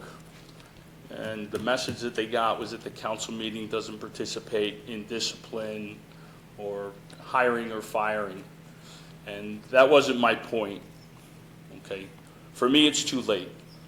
We're past that point. But my point was that my issue should have been resolved years ago.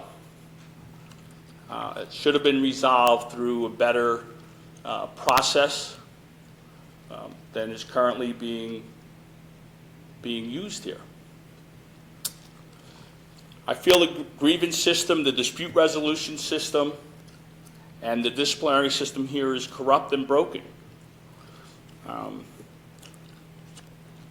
I'm not here to discuss necessarily my discipline or the lawsuit that I filed against the borough official. I'm here to talk about the process that is contained within the borough. So my process is outside the purview of the borough at this point. Okay, so I understand that my process will go through a state statute mandated process. But it should have never got there, is my point. It should have been resolved here prior. I should have never had to file a lawsuit against that borough official. When I complained about it and I requested a hearing, there was an investigation that was conducted by the very person who is defending the borough now.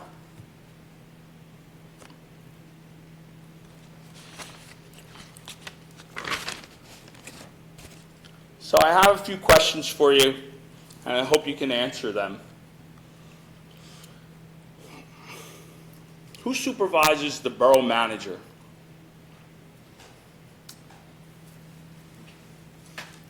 Borough Attorney, do you want to answer that? Mr. Mayor, I don't think it's appropriate that we should be subjected to answering questions regarding how the manager is supervised, et cetera, Mr. Corcoran, if you want to make comments, feel free to make comments, but the council doesn't have to sit here and try to answer questions that you may have, particularly when there's an appeal that's pending. Okay. All right. So you're not going to tell me who supervises the borough manager. So it's my understanding that the borough manager answers to the borough council. I mean, you appoint the borough manager, and if he were to make poor decisions or mistakes, that he would be subject to the borough council and the mayor, and they would help hold him accountable for those mistakes or poor decisions. That's my understanding. The department heads, they are supervised by the borough manager. That's my understanding. If I'm wrong, correct me. If you don't want to make a comment, I understand. You say the mayor and council don't get involved in the hiring and firing of employees, but I notice on the agenda there's numerous times where I see on the bottom closed session for personnel matters, pending litigation, and things of that sort. Now, I know the grievance process is a 3-step process, right? So basically, my understanding of the system is that when an employee has an issue, he brings it to the attention of his department head. That department head responds to the written grievance and the issue that the employee has. Is that correct?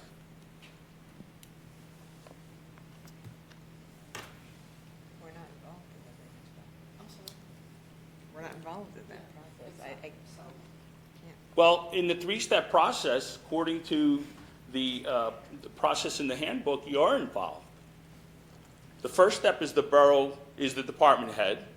The second step is the borough manager, and if the employee or the organization, the union, wishes, they can go to step 3, which is the mayor and council. Is that wrong? Am I incorrect?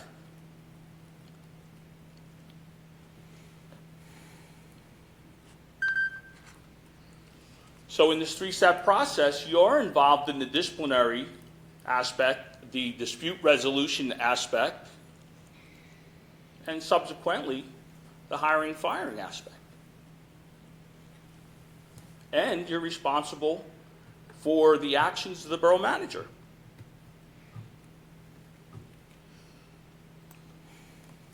Now, when an employee has an issue with another member, a dispute, a grievance, or a resolution, and he makes a complaint, that complaint is forwarded to the borough attorney, the labor attorney. It's Cleary, Jacoby, Alfieri, and Jacobs.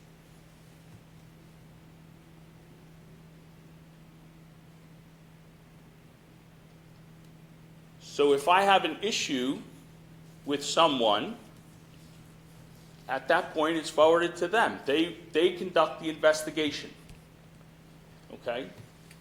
So the very people who counsel the department heads, the borough manager, and the mayor and council are the ones who conduct that investigation.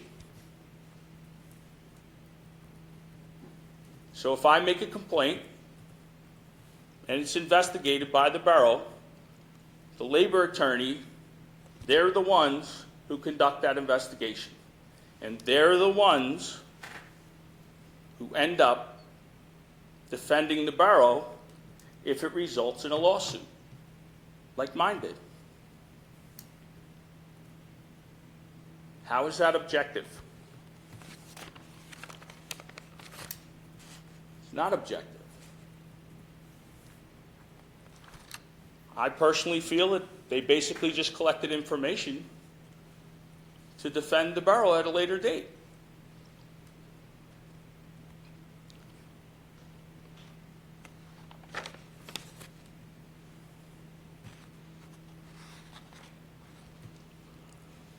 So in essence, the labor attorney is providing information at every step of the process. Step one provides the department head with information on how to deal with the issue that the employee brings to light. Step two, when the borough manager gets the complaint that the employee wasn't satisfied being handled by the department head, they advise the borough manager on how to deal with it. And step three, when the mayor and council gets it.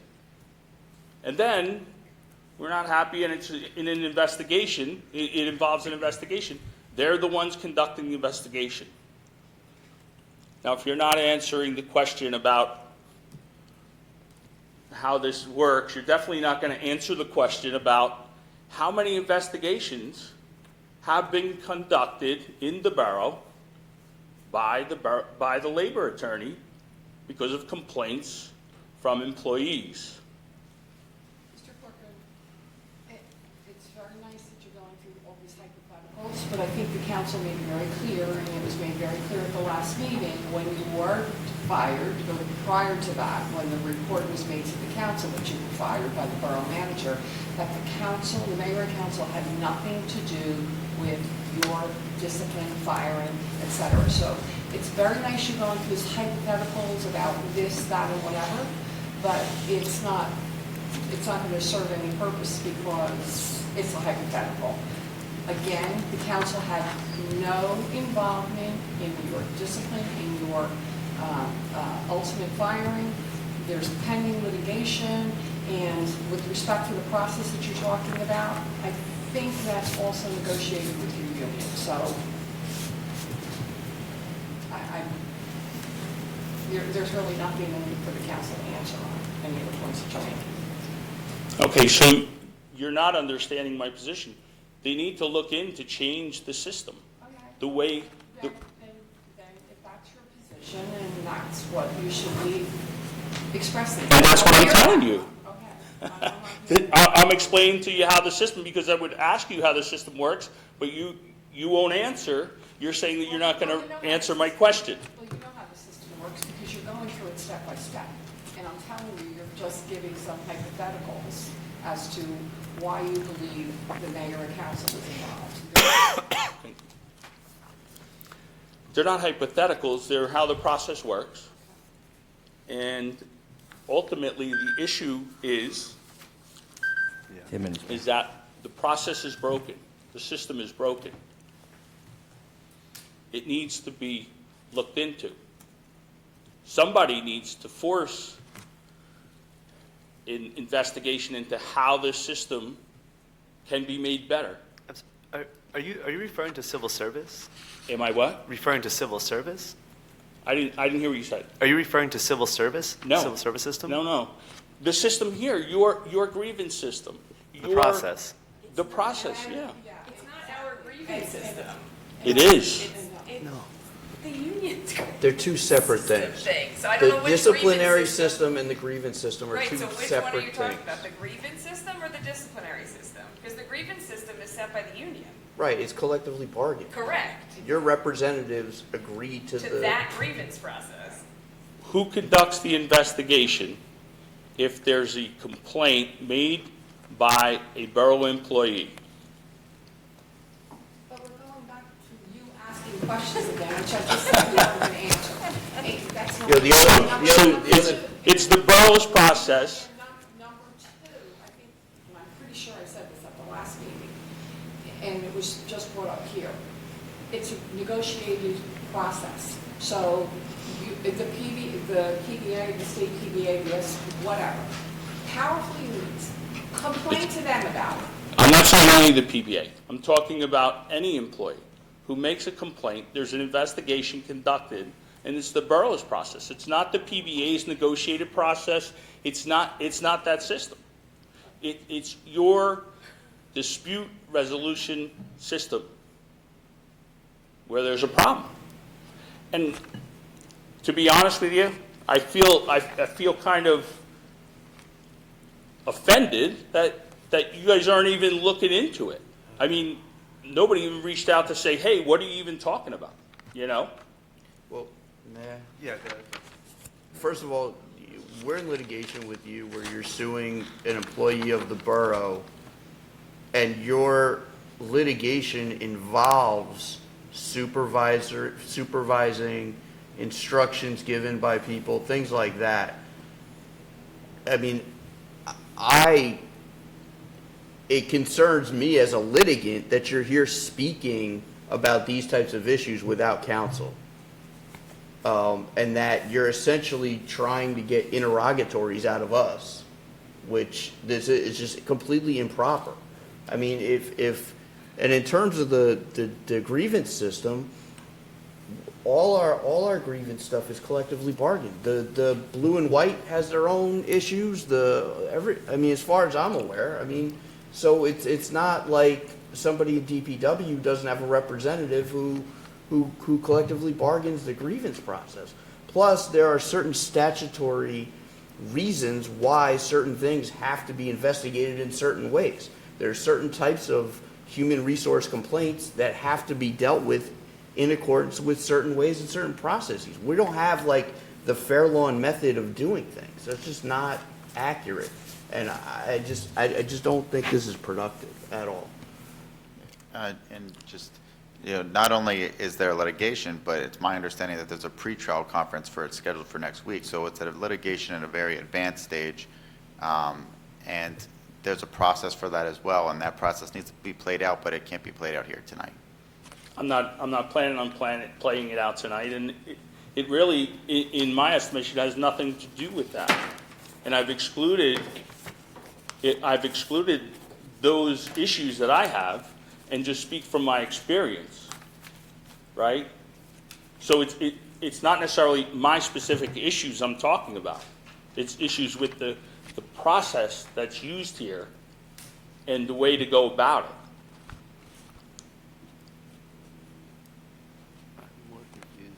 Anyway, I'll finish up. So,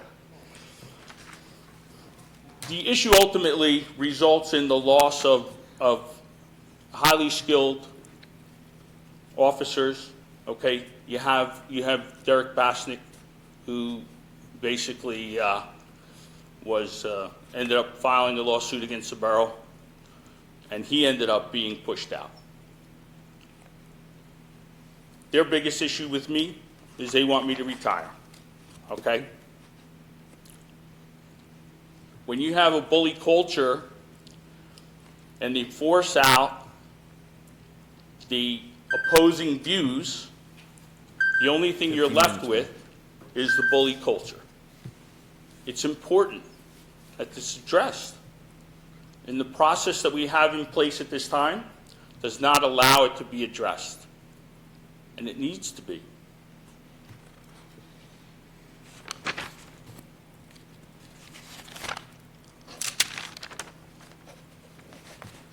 Thank you for your time. And if any of you have any questions, please, not about my lawsuit, not about my termination, but about the process that's here. Maybe if we sit down, you can understand it better, or I can understand you better. Because right now I don't see it the way you're seeing it, and you're not seeing it the way I see it. So, I'm always available. Thank you. Thank you.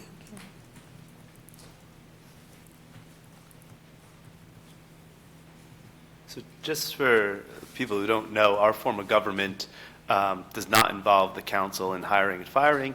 Each town in New Jersey is different. Our form of government, we are not involved. If you were living in like the town of Paramus, then it might be different. Salbrook's different, but in Fair Lawn, we have a form of government that is not involved in the hiring and firing of employees. Okay. Anyone else for public comments? Seeing no one, can I please have a motion to close the time for public comments? So moved. All in favor? Aye. Aye. Any opposed? Time for public comments is now closed. Executive closed session, Resolution 358-2023. Municipal Clerk, please read the resolution. Whereas NJSA 10412B allows a public body to enter into a closed session during a public meeting, and whereas upon conclusion of the closed session, Borough Council will return to open public session, and whereas the Borough of Fair Lawn has deemed it necessary to enter into closed session, excluding the public, to discuss matters that are exempt from disclosure, to include collective bargaining agreements, pending or anticipated litigation, and personnel matters pursuant to NJSA 10412B8. Now therefore be resolved that the Borough Council should now enter into a closed session, and that the discussion may be made public when disclosure will not detrimentally affect any right, interest, or duty of the borough. Can I please have a motion? So moved. Second. Roll call. Councilmember Reinitz? Yes. Councilmember Rottenstrike? Yes. Deputy Mayor Catrone? Yes. Deputy Mayor Kraus? Yes. Mayor Paluso? Yes.